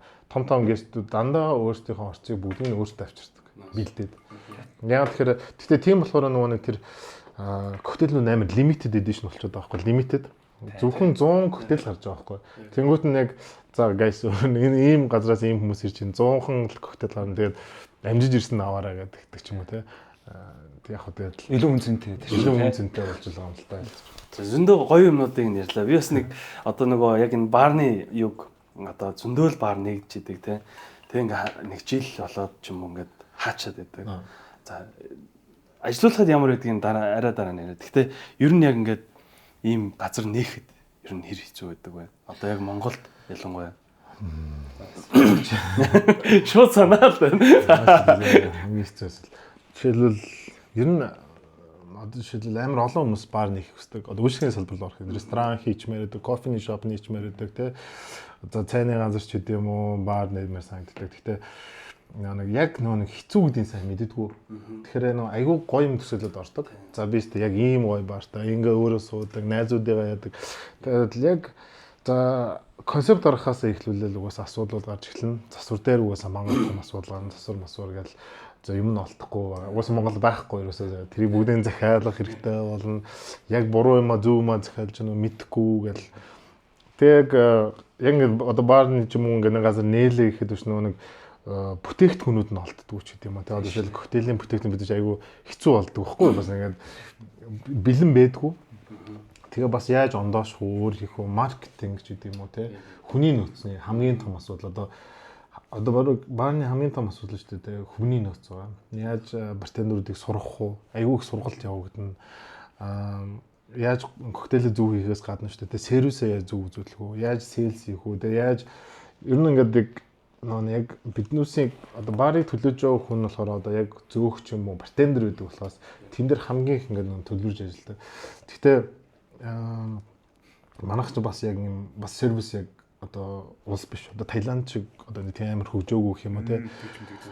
Үнэхээр сервис муу байгаа. Бүх газар дээр. Би яг тэн дээр бол айгүй том угсаа анхаарлын тэмдэг байдаг. Айгүй удаан менюг авчирдаг. За хоол гарах гэж шүү дээ амар удаа 30-40 минут зараг цаг хүлээн тийм үү. За нэг уух юм ахгүй айгүй удаан. Яг биднээс энэ дээр бас биднээс төгс биш биднээс алдаа гаргаж байгаа янз бүрийн юм дээр байгаа. Гэхдээ ерөөхдөө нийтлэг юм Монголын юм яаж ч гэдэг манайхтай ч гэсэн хамааралтай би манайхыг онцлог гэж хэлэхгүй айгүй удаан сервистэй байдаг. Яг манай үйлчлэгээ бол гайгүй зүйл. Гэхдээ тэн дээр бол тийм үү. Тэгээ ер нь бол нийтлэг алдаанууд бол зөндөө байгаа сервис төр. Тэр нь болохоор их хвчлэн хүний нөөцөд олдогдолтой байгаа. bar hop хийх Монголд ер нь хэцүү юм байна гэж би бодсон. Яг саяны юмнуудаас болоод ингээд одоо би ингээд бодох нөгөө ингээд гадаад хичээл ямар хүмүүс ингээд нэг цаг 2 цаг суулаа. Дараагийн газар гэдэг ингээд Монголд яг тгий гэхээр яг саяны ингээд нэг шинэ газар оронгод менюг авах гэж 30 минут болоод тэгэл ширээ авахын тулд заавал нөгөө сетээр аав гэл ингээд яг нөгөө борлуулалт юмнууд байгаа л да. Тэнгүүд угаасаа bar hop явдаг юм байна гэж би. Тэрс нөгөө нэг орой гарахтай нэг юм 4 газараар ингээд явал одоо гой сонирхолтой шүү дээ, тэ. Тэгвэл ялцчихгүй тэр л одоо тэгээ хүний нөөц рүү л очиж байгаа л та, тэ. Зөөгч хүн илүү хэцүү байдгүй, тогтоох нь хэцүү байна уу? Эсвэл бартендер нь илүү хэцүү юу? Хоёулаа л хэцүү байна. Би бол юу гэж боддог хэрэг зөөгч одоо жишээлбэл ихэнх нь нэг оюутан оюутнууд яваа шүү дээ. Тэднээс болохоор яг цагийн ажилтнууд ихэнх нь авдаг ихэнх газрууд тэгвэл тэн дээр алдаад байдаг юм санагддаг хгүй. Яа тэгэхээр тэднээс болохоор яг product мэдгүй, нэг company culture мэдгүй, яг сервис аягүй унаад хүмүүс яг зөөгчнөр байж магадгүй бах. Яг хуу сайн зөөгч нарыг базанд байгаа. Гэхдээ ер нь нийтлэг биш үү? Дандаа оюутнууд ч юм уу ингээд талтуур хийж байгаа хүмүүс дандаа зөөгч хийдэг хгүй. Мэргэжлийн зөөгч гэдэг ийм мэргэжлийн зөөгч гэдэг профешн байхгүй байгаа байхгүй. Тэгэхээр энэ дээр яг биднээс алдаад байна. Яг бартендер бол шүү дээ илүү ингээд нөгөө яг ажиллаж байгаа болохоор илүү ингээд сайн сервис үзүүлж байгаа байхгүй. Тийм болохоор манайх дандаа зөөгчгүй. Манай бартендерүүд өөрсдөө коктейлээ тайлбарлаад нэг явчихдаг. Тэгэхээр илүү сервис сайтай гэж бодож байгаа. Босод газрууд яхаа нэг яг тэр нэг зөөгч дээр бас жоохон алдаад байт юм уу гэж бодсон. Тэр нь зөөгч одоо яг ингээд интеракт хийж байгаа хүн шүү дээ. Яг ингээд ярилцж байгаа ингээд юмаа тайлбарлаж байгаа. Тэгэхээр тэр хүний хандлага ямар байна? Хувцаслалт нь үс арай те үс гизэг гэдгээс ахвал ерөнхийдөө ингээд бүх юм дээр нь анхаарал тавихгүй бол унаагаад байдаг хгүй. Тэгээд менюгээ мэддэг. Энэ орцсон байгаа юу байхгүй. Шеф нь энэ хоол гарахгүй байна. Энэ хоол гарна гэдэг юм уу. Энэ коктейл ямар амттай. Энэ одоо жишээл зүгээр basic амар энгийн одоо энэ product юу шүү дээ. Энэ одоо энэ яадаг product ингээ асуух нь мэдэхгүй ч юм уу те. Мэдлэг айгуу баах нь. Гэтэ тэднээс нь буруу биш. Мэдээж нэг training үзүүлэх хэрэгтэй, илүү сайжруулах хэрэгтэй. Тэгээд зөөгч нь тогтно гэж угаасаа худлаа л да. Яа тэгэхээр мэдээж Монгол хүний бас нэг юм байгаа шүү дээ. Зам чанар те. Тэр бас нөлөөлөд байгаа юм те. Аав ээж нь нөлөөлж байгаа байхгүй их. Харин тийм ээ. Яах гэж ингэ зөөгч чи зүгээр л хулчээ гэдэг чинь. Яг үндэл хэд үйлчлэгийн салбарын хүмүүс бас ингэ нэг хүмүүс амар доошоо ингэж харцдаг. Үйлчлэгээ чи бол үйлчлэгч чи бол ингээд баг ингэж харцах гэдэг учраас тэн дээр бол нэг үйлчлэгийн салбар руу ороход биш гэдэг хүмүүс бас ингэ дургүй байдаг юм санагддаг. Яг үндэлхээр бол хүмүүсийг амар happy байлаадаг салбархгүй гоо эрхлүүлдэг гоё happy байлаадаг. Тэгээд мөнгө олоход биш гэдэг ер нь бол аюу сайн салбар гэж үздэг бас одоо хангалттай sales хийгээд биш гэдэг service charge болон tip авчдаг те. Тэгээд нөгөө хувийн харилцаа биш гэдэг одоо EQ дээр нь EQ амар дэвшилдэг зөвхөн мөгч хийгээд ингээд бартендер хийдэг хүмүүс психолог ч гэдэг ч юм уу. Тэгээ янз бүрийн хүмүүсийн яриамаараа сонсоод тэгэхээр энэ уулын салбар бол зөвхөн мөгч гэдэг бол би бол хандлагын жоо өөрчлөлмөр санагдаад тийм доошоо мэрэгжил биш шүү те. Бас мэрэгжлийн зөвхч гэдэг хүнийг бол харуулчмаар яг Итали металд ч юм уу насаараа хийцэн мэрэгжлийн аягүй зөвхч нэрүүд шүү дээ. Бүр ингээд бүх юм гарт нь орцсон амар ингээд нэг гоё тиймэрдүү юм үүсгэмээр байгаад байгаа. Тэгтээ яг хоо болох уу тэгээд. За тэгээ нээчээд нэг юм зөв миний анзаарсан шүү. Дийлэнх газрууд нэг одоо нэг яг саяны хэлж байгаа нэг юм хүн ингээд амар гоё бар нээчээ ч юм уу те нэг ресторан нээчээ гэдэг ингээд амар хөрөнгө хийгээд нээчдэг. За нэг жилс та амар гоё явцдаг. Тэгээ шууд ингээд ундэн штэ те. Тэр яг юундаа байгаад байдаг вэ? Тэгээд би ингээд нэг гоё газруудаар ингээд очингууд амар гоё хөрөнгө оруулалт хийцэн мөртлөө менежмент нь амар муу яваад байгаа. Ингээ газрууд харагдаад байдаг те. Тэгмээд одоо тэрний нэг жил болоод ингээ унаад байгаа тэр яг юунд байдаг. Тэрний гаргалгаа байдаг уу? Одоо компаниуд ийм боддог уу? Ер нь яаж явах вэ юм бол? Яг ганц Монгол шүү дээ. Ер нь нийтлэл те. Дэлхийд яриад угаасаа тэгдэл те. Тэн дээр яг концепт ихлэ тодорхойлог гэж магадгүй. Янз бүрийн шалтгаанууд байгаа л да. Бүр амар олон шалтгаанууд байж болно шүү дээ. Ягаад нэг газар дампуурсан гэдэг тийм үү?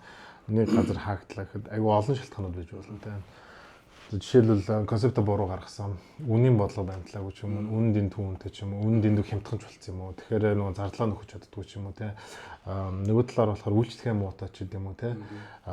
Эсвэл өөрчилж чадаагүй ч гэдэг юм. Тэгээд Монгол хүний бас онцлог байна л та нэг уйдамтгай манайх ч бас нэг газар ингэ байж байгаад уйдчдаг. Одоо жишээл нэг дуу ингээд амар их сонсдог шүү дээ. Ингээд бүр яг ингээд 10 20 өдөрт 10 20 30 удаа дуусаа. Яа ингээд нөгөө нэг өөдөлтөө сонсонгод дахиад хизээч одоо яамаагүй юм шиг санагддаг тийм байдаг шүү дээ. Яг team зам маань янз бүр юм дээр бас энэ айгүй олон юм байгаа. Тэгэхээр яг мэдээж бүгднгийн зөв хийхгүй бол айгүй сонин салбар. Жишээлбэл бид нар ч одоо маркетинг хийн, тийм нэг рестораны бизнес чи менежмент хийн, маркетинг хийн, хүний нөөцтэй, тийм продукт бэлдэж хийн, тийм бүтээгдэхүүн хийж үйлдвэрлэж байгаа болохоор бас үйлдвэрийн нэг процесс юмнууд байна. Тэгээд бас entertainment орж ирнэ. Тэнд болохоор DJ дуучин муучин л ядаж нэг саунд систем зөв буруу юу тийм. Тэгэл ер нь аюу олон юм байгаа. Яг нэг юм дээр шүү дээ бид нүсээ сөөлж болохгүй.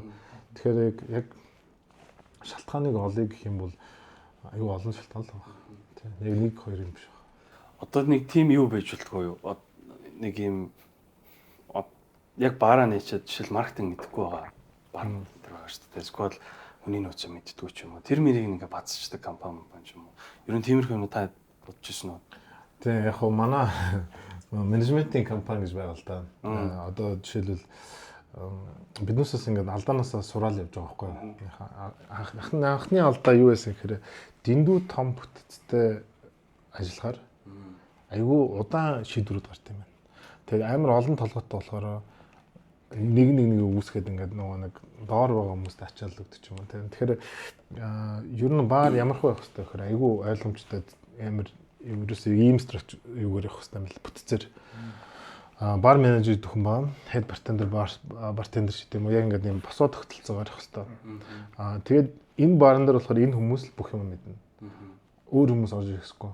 Жишээлбэл яг юун дээр асуудал нь юун дээр гардаг вэ гэхээр одоо жишээлбэл нэгтлэн тий хүний нөөц одоо гүйцэтгэх захирал, маркетинг менежер, бизнес девелопмент менежер, дизайнер л амар олон хүмүүс ингээд ийшээ орж ирээд ах тусмаа энэ операц аягүй удаан яваад байгаа. Тэгэхээр биднээс болохоор яаж юм гэхээр тэгээ дээрэс нь бүх баарн дээр шүү дээ нэг HR, нэг аккаунт дээр ингээд явах юм бол ингээд юу ч болоод том бүтц болоод байгаа байхгүй. Тэгснээр он зүгээр менежментийн компани яг мэрэгжлийн менежментийн компани биднээс одоо бүрдүүлээд тэрнийхэн доороо одоо жишээлбэл 2-3 баараа ингээ авчиж байгаа байхгүй юу. Тэр нь болохоор угаасаа л компаниудын хийдэг ажилтаа угаасаа жоохон том бүтцтэй болоод ирэнгүүт угаасаа холдинг компани гаргаад доороо юмнуудаа болохоор чөлөөлдөг ч юм уу тийм зардлыг бууруулж байгаа л асуудалтай. Тэгээ менежмент нь болохоор тодорхой хуваа авчихна, менежмент фиг аваад авчихна. Тэгээд илүү чөлөөлөгдөж байгаа гэсэн үг.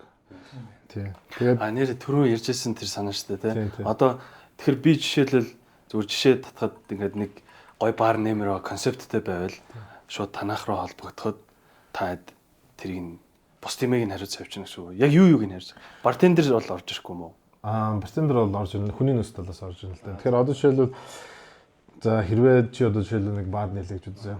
Концепт ч өөрөө мэдж байгаа. Гэхдээ бас яг зөв буруу гэдэг нь мэдэхгүй шүү дээ. Тэнгүүд нь концептээр нь туслая гэдэг ч юм уу те. Тэгэхээр концепт гэдэг чи эхлээд чи ингээд идея одоо санаа гаргаснаас бүр дуустал хэрэгжүүлэлт хүртэл нь явах хэрэгтэй байхгүй. Тэр чинь ингээд за 1 жил хүртэлх хугацаа гэж магадгүй байхгүй. Яг тэгэхээр засварын үе байна, жигдрүүлэх үе байна. Тэнгүүтээ дахиад бас ажиллаж байгаа ажиллахгүй байна уу гэдэг бас 6 сарын хугацаа. Тэгэхээр яг концепт одоо яг бусад консалтантууд яаж ажиллаад байнгүүтээ зүгээр менюг нь гаргаж өгчл яваад байгаа байхгүй манай дээр. Одоо Монгол жишээлбэл нэг 20-30 сая төгрөг ангуудаа зүгээр меню хийчихэл зүгээр явчихад байгаа байхгүй. Тэр меню бол нэг тийм надад бол чухал биш байгаа байхгүй. Юу чухал вэ гэхээр тэр орчны өвчтөд судалгаа сайн хийсэн юм уу те. Одоо хаана байршихаас шалтгаалж байгаа. Байршил нь хаана ах юм те. Түрээс юм уу өөрийн талбай юм уу те. Тэгэхээр энэ концепт яг зөв ажиллаж буруу ажиллаж хүртэл дуустал нь хүртэл бүх шатыг хийнэ гэдэг байна. Тэр нь болохоор тэр дотор нь бол маркетинг, HR бүх юм ингээ орчиж байгаа байхгүй. Тэгээд одоо жишээл дата авалт ч гэдэг юм уу те. Procurement компаниудтай гэрээ мэрэж гэдэг юм уу. Хуулийн хэлцэн жагаад тэр нь тэгээд үнийн бодлого төр чинь одоо жишээлбэл одоо чи нэг 30 мянган төгрөгөөр аваад хэдээр зарах юм гэдэг одоо мэдхүүгүй гэдгээс тэр ч амар бас хэцүү асуудал байхгүй. Яг хэдээр зарах уу? Яг үнэтэй тавьчвал дэндүү их ингээ маржинт үнэтэй тавьчвал хүмүүс авахгүй болов гэж гэдэг юм те. Тэгэхээр нэг юм энэ бүх асуудлаас чинь чөлөөлж өгч ийн л гэсэн үг байхгүй. Ирэхэд бүгднийг ингээ гаргаад өгчнө. Тэгээд өөртөө болохоор өвнөрүүд болохоор enjoy хийх хэрэгтэй. Өөрийнх нь газраа орж ирээд enjoy хийгээд найзуудаа гоё дайлаад ч юм уу тэгээ яваад ингээ толгооны өвчнгүй байх хэрэгтэй. Одоо болохоор биднээс амар толгойн стресстэй шүү дээ. Нэг газар нээчээл нөгөөдхөө яаж ажиллах вэ маяг мөнгө алдаалаад өөрийнх нь мөнгнөөс гараалаад. Тэгэхээр яаж ингэж чидрүүлэх хүчээ олдгоо. тэгээд яг хоо мэрэгжлийн менежментийн компани үүснээрээ тэр асуудлыг шийдэж өгье. Тэгээд нөгөө нэг борлуулалтаас мөнгө авч байгаа болохоор тэр хүн энэ газар борлуулалт хийх бол биднээс ч гэсэн мөнгө авахгүй байхгүй. Тэгэхээр нөгөө нэг хамтдаа явж ийн гэсэн. Ер нь бол skin in the game. Тэгэхгүй бол одоо жишээлбэл чи нэг бартендер найдчихлаа. Нэг одоо мундаг бартендер авлаа гэж бодож. Тэгээд тэр хүндээ ингээ найдаа авч нөгөөд нь гараа авчлаа яг. Жишээлбэл та нар яах вэ гэдэг чи асуудал төс. Тэгэхээр энэ нөгөө тимээр нь аавна гэдэг нь болохоор яг тэрийг яриад байгаа байхгүй.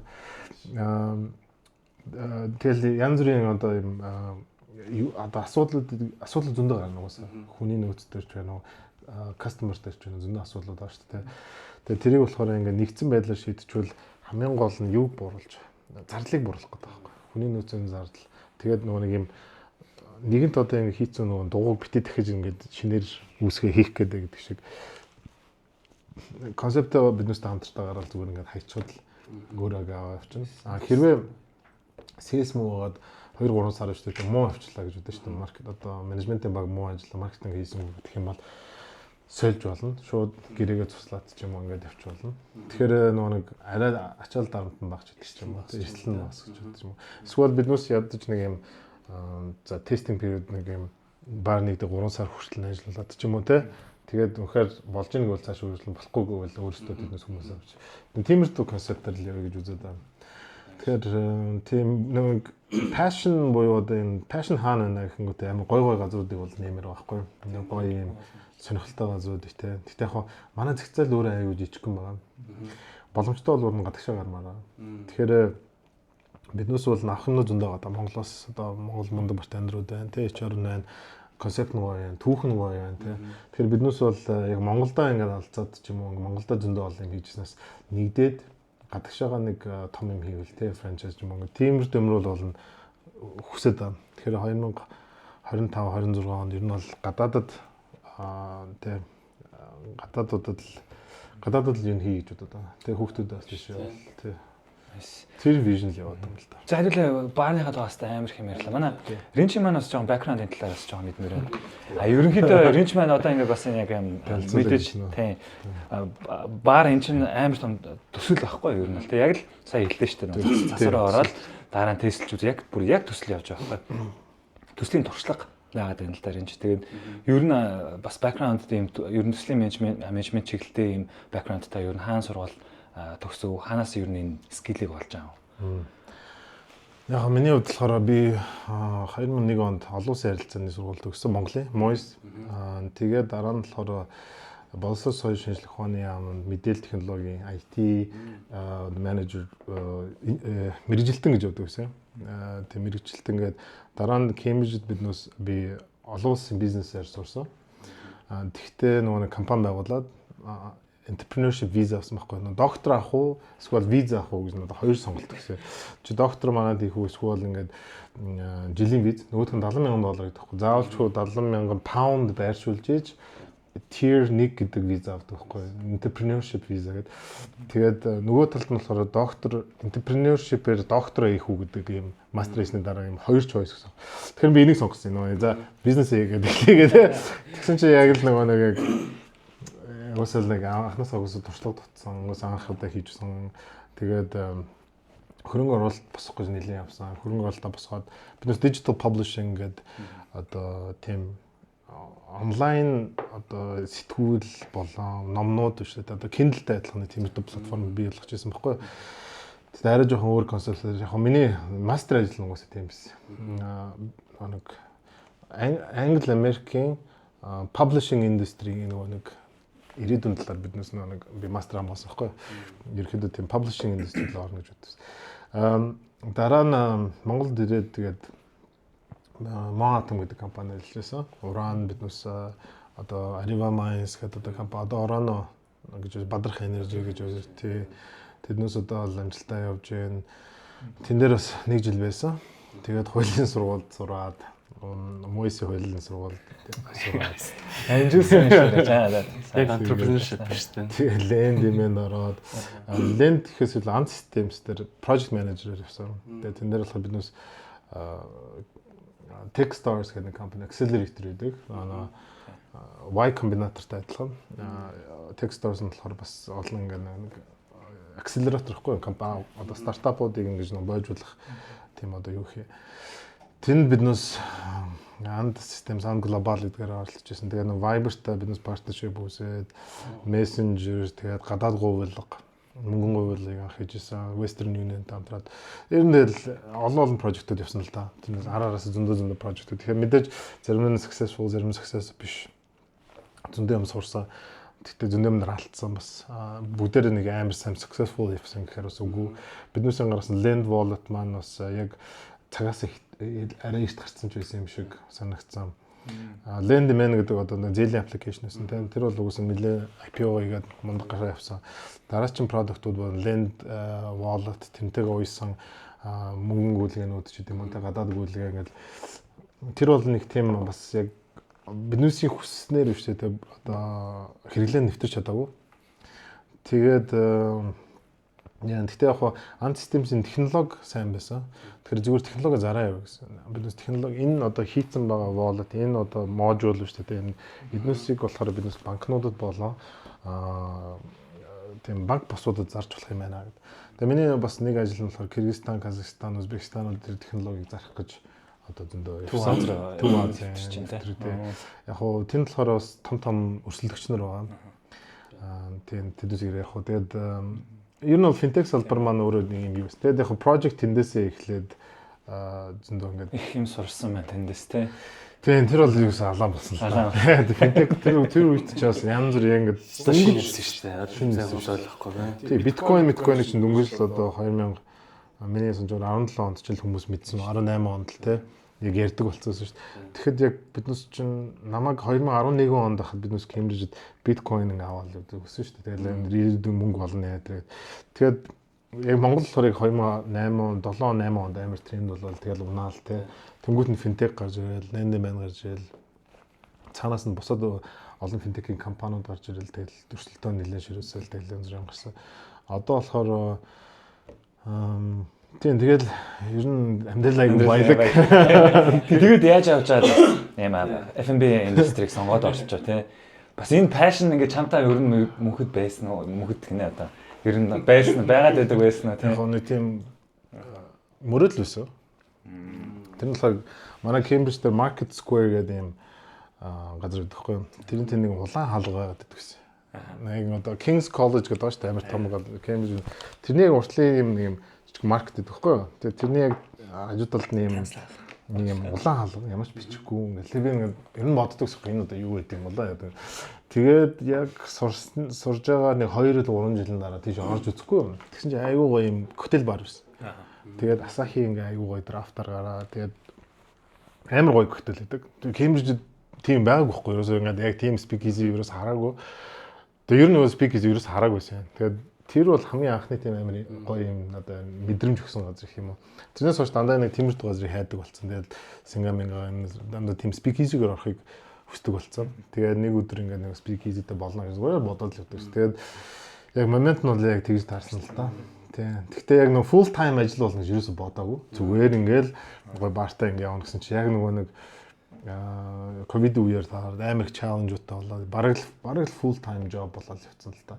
Ялангуяа Шангрила одоо Волтыг нэхэд бол би бүх ажлаа ингээд юу яагаад бүх ажлуудаа ингэж өгөөд яг энэ project руу орсон байгаа байхгүй. Тэг одоо яг би энэ индустрид бол айгүй богинохон явж байгаа гэх юм уу. Одоо нэг тийм олон жил яваа. Тийм одоо хугацаад дуулаа. Гэхдээ нөгөө нэг өөрсдийнх нь чаленж амар том чаленжууд бас хэцүү байсан. Үеүүд зөндөө байгаа. Тэгээ тэрийг ингээд айгүй хурдаа сурах хэрэгтэй болсон л доо. Яалтчгүй. Тэгтээ яг одоо ингээд сурсаар л байна. Одоо тэгээд хизээж сурж дуусах юм байна мэдгүй. Одоо ч сурал. Ан дээр хэдэн жил болсон юм бэ? Ан би ч 2018-аас ч 2021 он. Тэгэл шууд тэндээсээ яг энэ эхнийхээ юу гэсэн юм уу те? Тий. Ан дээр тий тэгсэн.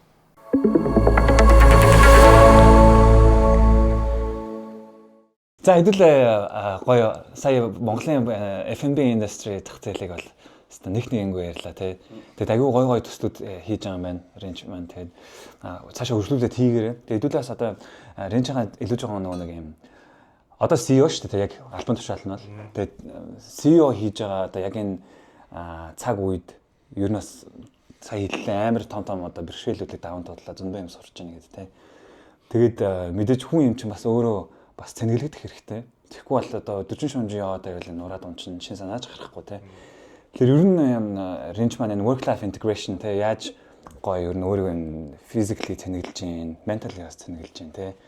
Тэгээд хобби ер нь юу байна гэдэг асуултаар хэдүүлээ дараа үргэлжлүүлээ. Гоё асуудал шүү. За яг өөрийгөөс би нэг сүүл нэг one wheel гэдэг юмд орцсон байхгүй юу. Тэр нь болохоор skateboard. Одоо юм электрик скейтборд гэхгүй скутертэй адилхан нэг юм ганцхан дугуйтай.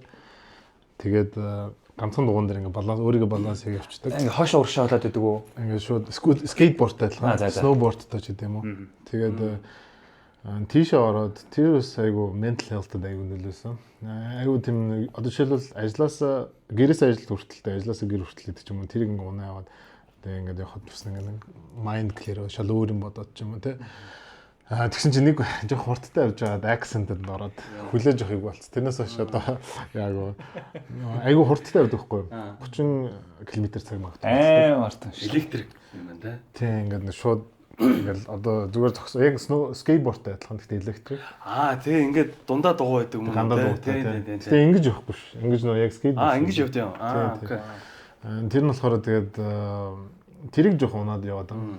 Тэгээд цэрэг бас хүмүүст бас community үүсгэх гэдэг оролдоод байгаа. Юу хэлдэг гэнэ? One wheel юм уу? Тийм Америк гэж.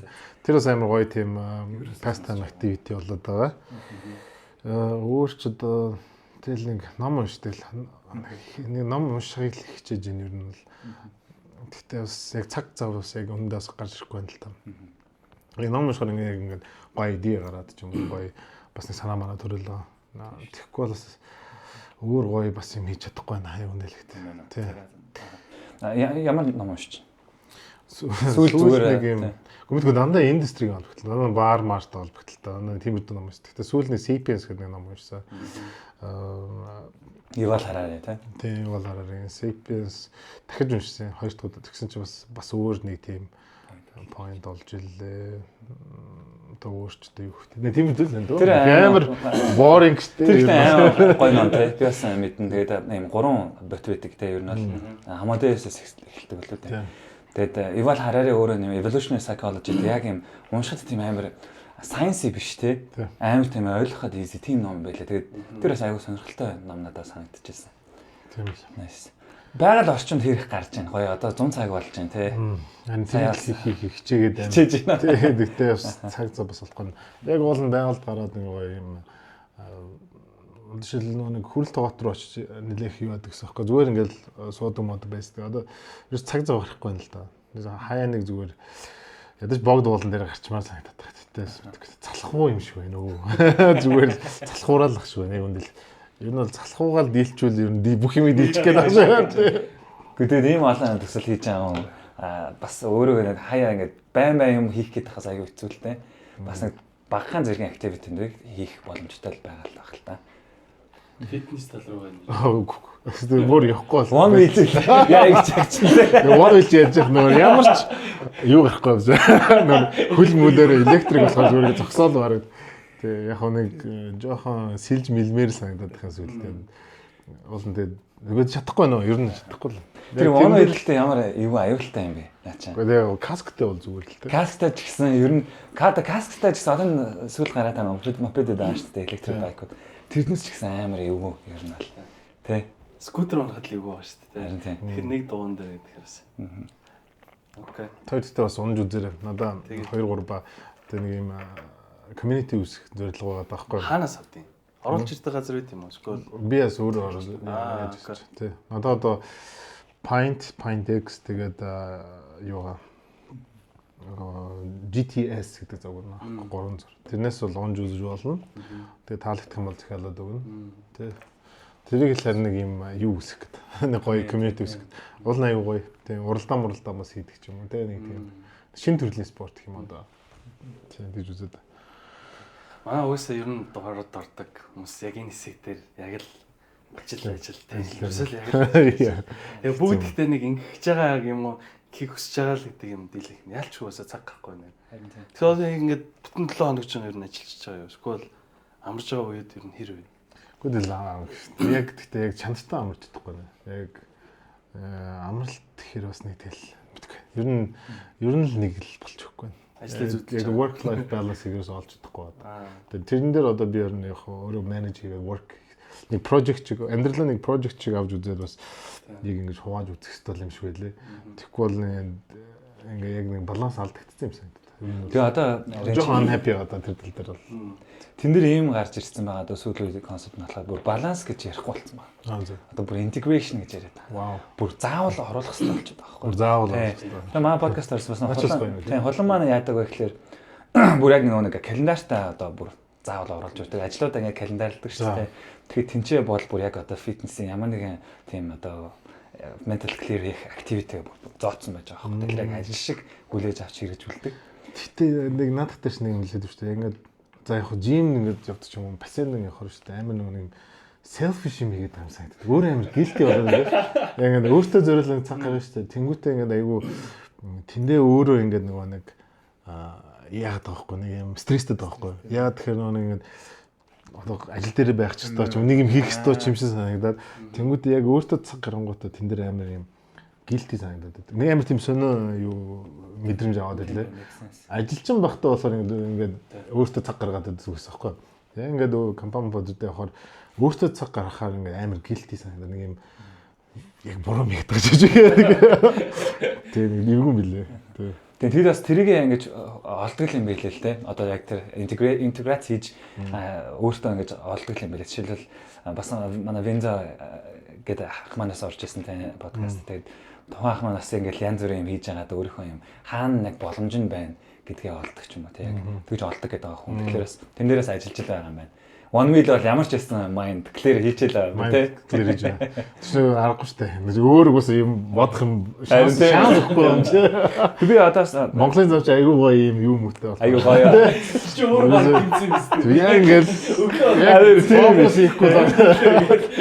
Яг тэр момент нэг замаа хараад ингээл яг айтайхан шиг ингээл балансаа бариад явахгүй бол юу өөр юм бодох. Тэгэхээр ингээд тийм ээ. Нэг бодлын mind айгүй clear. Ринч гэр бүлээсээ хэдүүлээ. Ганцаараа. Гэр бүл одоо ингээд бидэд одоо хүртэл одоо ингээд бас зөндөө хүмүүс бидрийг шейп хийсэн байгаа шүү дээ. Чамайг одоо яг ийм хүн болж төлөвшүүлэх гэж байгаа одоо яг үгүй гой уншсан ном, гой хүнтэй хийсэн яриа, гой их чахтайгаа хийсэн одоо уулзаас суусан яриа ч юм уу те. Ингээд одоо бид нар ментор гэдэг ийм концепт руу орох чинь л да. Ментор гэхэл амар том сонсогдоод байж магадгүй. Гэхдээ амар тийм simple term-ээр нь ойлгоод бас яг үнэхээр энэ амьдралд нөлөөлсөн хүмүүс хэрэг байсан бэ? Дурдж болохоор хүмүүс байсан одоо манай аав ах ч гэдэг юм уу те. Тийм хүмүүс байсан бол яг яаж бас чамд нөлөөлжсэн бэ? Ер нь амар олон хүмүүс байсан. За Кембриджд байхад гэх юм бол манай Волтер гэдэг нэг багш байсан. Тэр хүн болохоор бас нэг юм юуны бас нэг амар ментор гэж байсан байхгүй. Тэр надад бол нэлээд нөлөөлсөн. Яг нэг бизнес эхэлж байхад яаж ингэж яг бизнес планаа би бичээл үзүүлдэг гэсэн аахгүй. Тэгэл энэ дээр ингээд ажиллараа ингээд тэгэл дахиад ингээд үзүүлээл. Ерөнхийдөө тэр хүнд бас байгаа. Тэгээд Монголд ирээд би YPG гэдэг програм маань болохоор одоо энэ зохийг яаж байгаа. Тэн дээр юу анарахтай манай ментор болоод коуч болоод тэгээд би Nando Global-д орсон байхгүй. Тэгээ анарах бол нэлээ надад нөлөөсөн гэх юм уу одоо тусалсан. Яг анарахын одоо менторны гол зүйл нь хэм өөрийнхөө харж чаддгүй юмыг ингээд хэлж өгдөөл юм байл л дээ. Жишээлбэл ингээд гараараа орд фижит хийдэж шүү дээ үсмэсээ ингээд орлоо. Тэг тиймэрдүү юм дээр одоо жишээлбэл хүн ингээд чи ингээд шүү тэгээд шүү гэж хэлэхгүй бол анзаардгүй ч юм уу биднээс анзаарах болцсон тийм юмнуудыг яг ментор юм хүмүүс ингээд амар гаргаж коучуд гаргаж өгд юм бэл анарах байна. Тэгээд одоо бас одоо ч гэсэн бол зөндөө бас ингээд тусалж байгаа инспирэшн авч байгаа хүмүүс зөндөө байгаа л та. Найзууд мэдчихлээ тий. Одоо ах нарч байна. Тэгэл зөндөл хүмүүс байна. Тий. Хамгийн гол нь яг ямар шүү чиглэлээр бас гой үзэгчтэйгээ шеэрлүүлтэй одоо юу гэдэг би яг ийм хийх гэсэн ийм прожектээр ингэж алдаад энэ дээр нь ингэж ийм олж харсан гэдэг ч юм уу тий. Тим имийг дурдах боломжтой болоо. Яг нэг миний хэлснээр бол ментор ч юм уу коуч бол илүү юу юм бэлээ. Яг бас яг ингээд инг тэг гэж юусоо хэлдэггүй. Яг юун дээр мэдгэцсэн мэхээр биднээс нэг хакатонд орохгүй юу. Тэг манай санаа болохоор угаасаа нэг юм нэг хөвцгөө санаа байсан. Аюу хэцүү. Тэгээд нөгөө талынх нь болохоор бас ингээд бүр ингээд бүр хизээч явахааргүй угаасаа ингээд санаа бас байсан байхгүй. Яг биднээс өөрсдөө санаа сонгоо биднээс ингээд тараагаад өгцөө. Тэгээд яалтчгүй ингээд нэг хэцүү байгаа. Тэгээд манай тиймд ерөөсөө бас хүн байхгүй. Би ганцаараа ингээд ажиллаад явж исэн байхгүй нэг яг бүх юм дээр нь орол. Нөгөө талд нь болохоор бас ингээд яг филд гээд. Тэгээд тэгсэн чи яг анарах яг тэн дээр ингэсэж ийсэн. Та нартай яг мондог нөгөө тиймд очиж шүү дээ. Аюу мондог наач ID-ч аюу гоё. Та нарын гүйцэтгэлийг сайн менежер. Манай дээр ирэнгүүтээ шүү дээ. Юу гэсэн хэрэг наач юу бүтэхгүй мэн дөөж та нар юу ч хийгээд байгаа юм бэ? За ер нь бол фейлт юм байна дөө. За баа гэдэг. Ерөнхийдөө явчихгүй. Тэнгүүт нь би бүр амар уур ураад. Тэгээд манайх чинь тэр үед 2 жил 3 жил орж ирсэн байхгүй. Тэгээд явцгүй санааг 2 жил оруулна гэдэг ус. Тухайд юус. Тэгэхээр ментор болохоор хурцлж чаддаг. Яг хурцлах хүн тэрийг даах одоо чадвартай хүнийг бол хурцлаад ингээд нэг ингэдэг. Хэрвээ нөгөө хүн ингээд сул юм уу ингээд жоох ингээд критицизм хүлээж авч чадахгүй бол жоох өндөрсгөх юм уу. Нэг тиймэрдүү нэг амар basic юмнаас ингээд анзаардаг юм байл та ментор гэдэг. Надад бол нэг жоох нэг ташуур шиг юм хэрэгтэй байсан ч гэдэг юм бол жоох ингээд бассан ч юм уу ингээд нүдсэн ч юм уу нэг тиймэрдүү хэрэгтэй байгаад нөгөө юм талаар хүмүүс болохоор жоохон дэмжсэн чи чадж юм чи болох гэдэг байна ингээд жоохон гिचгэд тэрийг яг ялгаж чаддаг болох хэрэгтэй биш үү ментор. Тэгээд яг хуу надад бол тийм тэгээд яг нэг конкрет гэхээр юм бол одоо жишээлбэл бас сурж байгаа юм тэгэхээр манай мембруудаас аягүй олон юм сурдаг. Манай мембрууд орж ирэл өөрийнх нь бизнесүүдийн чаленж гэдэг байнга гарч байгаа. Тэгээд би өдөр болгон ингээл хүмүүсийн ер нь проблемыг сонсоо сууж идэг. Тэгээд ингээл бизнесүүдийн чаленжийг сонсон. Тэгэл ямар хуу асуудлууд гарч байгаа. Тэгээд хүний ер нь асуудал бол угс хийж дуусахгүй. Одоо жишээлбэл нэг гонцны одоо эзэн байлаа гэхэд байна шүү дээ. Тэгээ нэг том клуб ч юм уу эсвэл бүр том одоо том компани юм биш үү дээ. Асуудал ерөөсө жижиг том гэж байдгүй хүмүүнд. Жишээлбэл энэ хүн бол маргааш мөнгө яаж болно, рентэ яаж төлнө гэж юм уу те. Энэ болохоор бас одоо яаж хүмүүс татна гэдэг нэг проблемууд байна шүү дээ. Том компани, бүр том проблем. Гэхдээ хувь хүний юмд шүү дээ ерөөсө проблемууд дандаа л яг адилхан л гэдэг юм бэл. Яг энэ хүнд тэр асуудал амар том байгаа. Тийм үү? Ингээд яаж маргааш ингээд баг энэ асуудлаас илүү том байж магадгүй. Тэгэхээр проблем нь том байх тусмаа challenge амар өндөр байх тусмаа одоо шил Elon Musk гэдэг хүний проблем амар проблем байгаа шүү дээ. Бизнестэй харьцуулбал те. Гэхдээ хинийх нь том уу жижиг гэдэг чанарын ялгаараас байхгүй байхгүй яг өөртөө хийж байгаа дарамт дээр бол тийм биз дээ. Бараг тэр хүний ийм том проблем нь ийм жижиг одоо проблем гэхээс илүү амар санагддаг ч юм илүү ингээд feasible ч боломжтой ч юм шиг те. Тэгэхээр ер нь бол проблем ихсэх тусам ингээд challenge гэж проблем гэхээс үл нэг challenge буюу одоо сорилт ихсэх тусам хүн ингээд grow гэдэг юм шиг л том одоо ингээд илүү суралцаа явдаг ч гэдэг юм уу. Тэгэхээр ер нь бол одоо асуулт дээ шүү дээ. Жижигхэн баар нэх эсвэл том баар нэх үү? Баарн дээр буцаач. Том баар нээс намайг ашигтай. Том асуудал зөндөө challenge гарна. Гэхдээ эндээс хамаагүй дээр байхгүй. Тэгэхээр ер нь бол ингээд одоо манай сонсож байгаа хүмүүс байх юм бол ер нь бол том challenge, том проблем, том юмнуудыг ингээд аваад тэрийг ингэж handle хийх нь айхгүй ямар ч ялгаагүй юм л жижигхэн том юм байл. Тийм болохоор яг өөртөө хийж байгаа дарамт нь ямар ч ялгаа байхгүй. Гэхдээ outcome нь өөр байхгүй. Шал өөр outcome. Тэгэхээр том проблем бас хамаагүй дээр юм байдаг шүү дээ.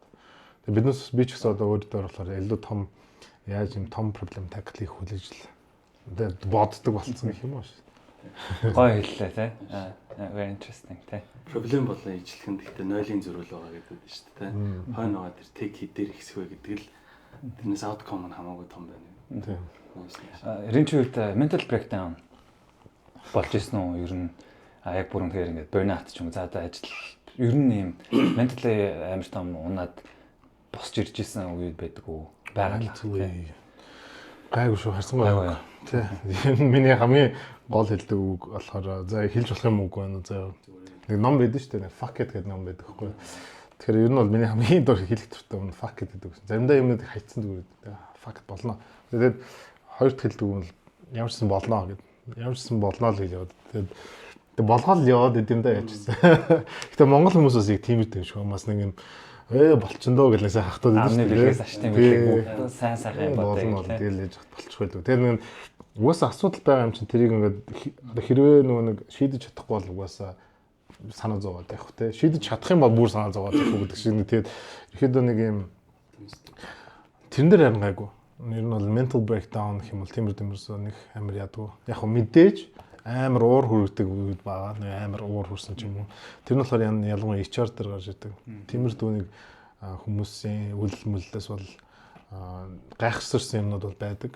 Тэгээд яг манай нийгэм угаасаа нэг жоох стресстэй хүмүүсээ яг тиймэрдүү юмнаас л ихээс яг юм урдаа ажлыг бол ерөөсөө нэг тийм амар Ер нь одоо тийм mental mindset шүү дээ. Тэрийг чи анханасаа одоо хүүхдээ хасаа гэдэг ч юм уу тийм. Personal question чи бүр хэцүү байсан юм биш үү? Тийм шүү дээ. Зүгээр хамгийн хэцүү. Яг тэрийг тийм байх чи бодог бас. Энэ mindset-ийг олж авч гин үү? Зүг яаж нь буруу яаж нэг өөрөө Тэр ерөөсөө зөв буруу байх эргэлттэй юм шүү. Зөв шүү. За. Энэ mindset-ийг олж авч гин үү, сурж гин үү? Эсвэл ер нь багасаа байсан юм mindset байна уу?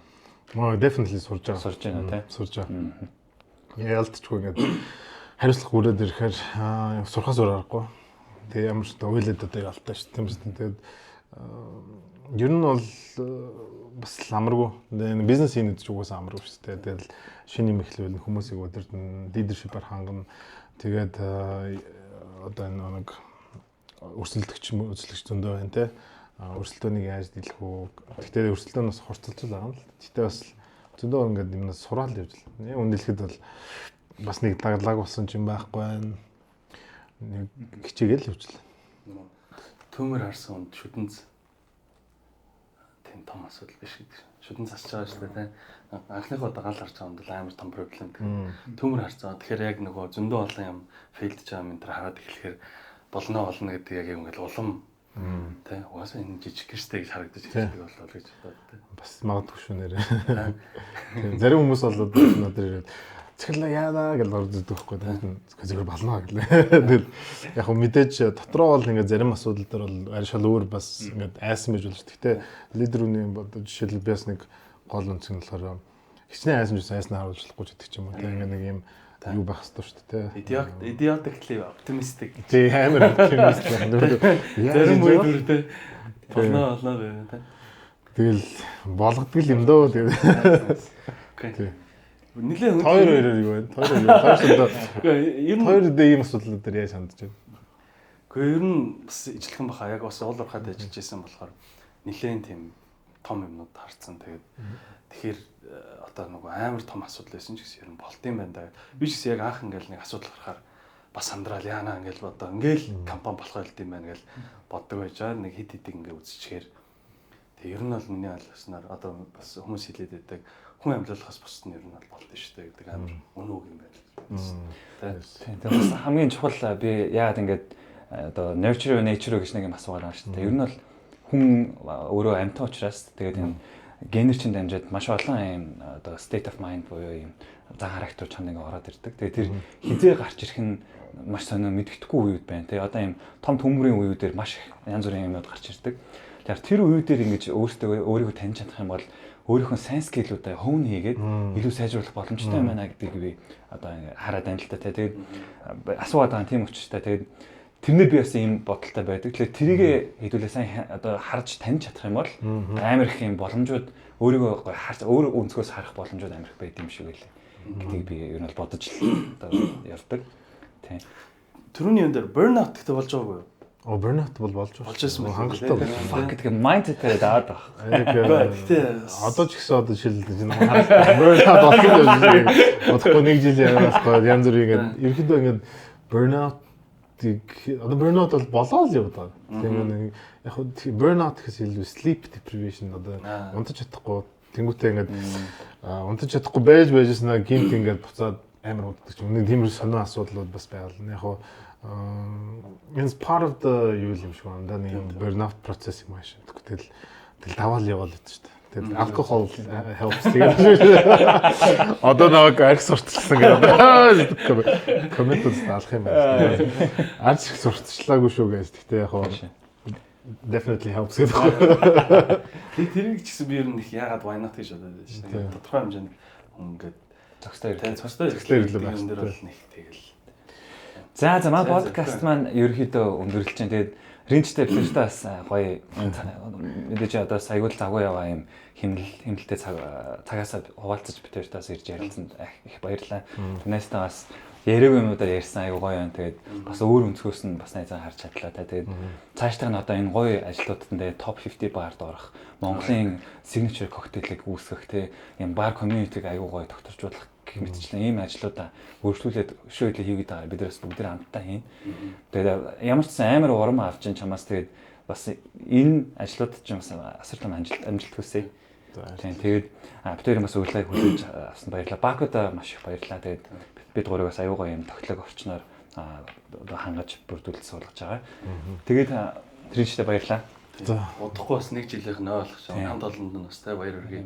Монголд 1 жил ингэж гоё тэ сүртэй гэх нэшээ би одоо амжилттай ийм гоё хүн болгон мэддэг баар ажиллалт бол бас тийм амархан юм болов шүү дээ. Тэр хамт олонд бас баяр хүргэе. за баярлалаа гэсэн. Өнөхөр бас зорилттой байна. Подкаст наахуд орж ирлээ. Намайг өрсөн баярлалаа. Тэг бас юу ярина гэж бодд юм байна хүмүүс тэ. Тэгтээ бас ингээл гоё юм ярьж байгаа шүү дээ. Гайгүй ярьсан болоо гэж бодож байна. Тэгтээ зорилттой байна. Яг ингээд ялангуяа тэр personal question-уудаар бол үнэхээр дотроо бас бодож эхэлж шүү. Яг work life balance бас яллах хэрэгтэй юм байна. Тэг зорилттой байна. Тооч тэгээд бас амжилт хүсье бас зөндөө олон зочдод тэгэхээр ингээд одоо ураад тэгээд подкаст ногоо амжилттай яваасаа гэж хүсэж байна. Тэгээд зөндөө олон сонсогчтой болцсон байлээ. Надад бол хэлсэн. Тэгээд аюу гоё бас юм ихлүүлээ явж байгаа. Тэгээд бас Mongolian Talent Network болон Worky бас баяр хүрмээр байна. Аюу гоё тийм контент үйлдвэрлэж гэнэ гэж үзэж байна. Тэгээд content creator-уудыг гоё дэмжиж like та subscribe хийгээрэй. Тэгээд одоо тэгэхээр өөр юм. Тэгээд таад маань үзэгчтэй маань сэтгэл маш чухал. Тэгээд бид эдэг бас ийм гоё яриа өрнүүлэхэд маш их тусдан болдог шүү. Тэгээд тэгээд хэдэн яриа Баког одоо яг энийг гараад явснаас хүмүүс их асууад байна. Бако яг хаана гэм бэ? Тэгээ нөгөө хомлоосыг хажууд гэдэг тэгэхээр хүмүүс хайд юм шиг байна. Тэгээ олдохгүй байна гэдэг. Тэгэхээр яг нөгөө хаяггүй байдаг бас те. Гаднаа албаар хаяг тавьдаг. Drop top гэдэг барилга байгаа. Тэрний яг хажууд тэрэн дотроо хажуудалд нь байдгийг шүү. Тэгэхээр бас Баког асууадсан хүмүүс зөндөө байт юм байна. Окей. За тэгээд дараагийн дугаар уулзлаа баяртай. Френчтэй баярлалаа. Баярлалаа. Баярлалаа.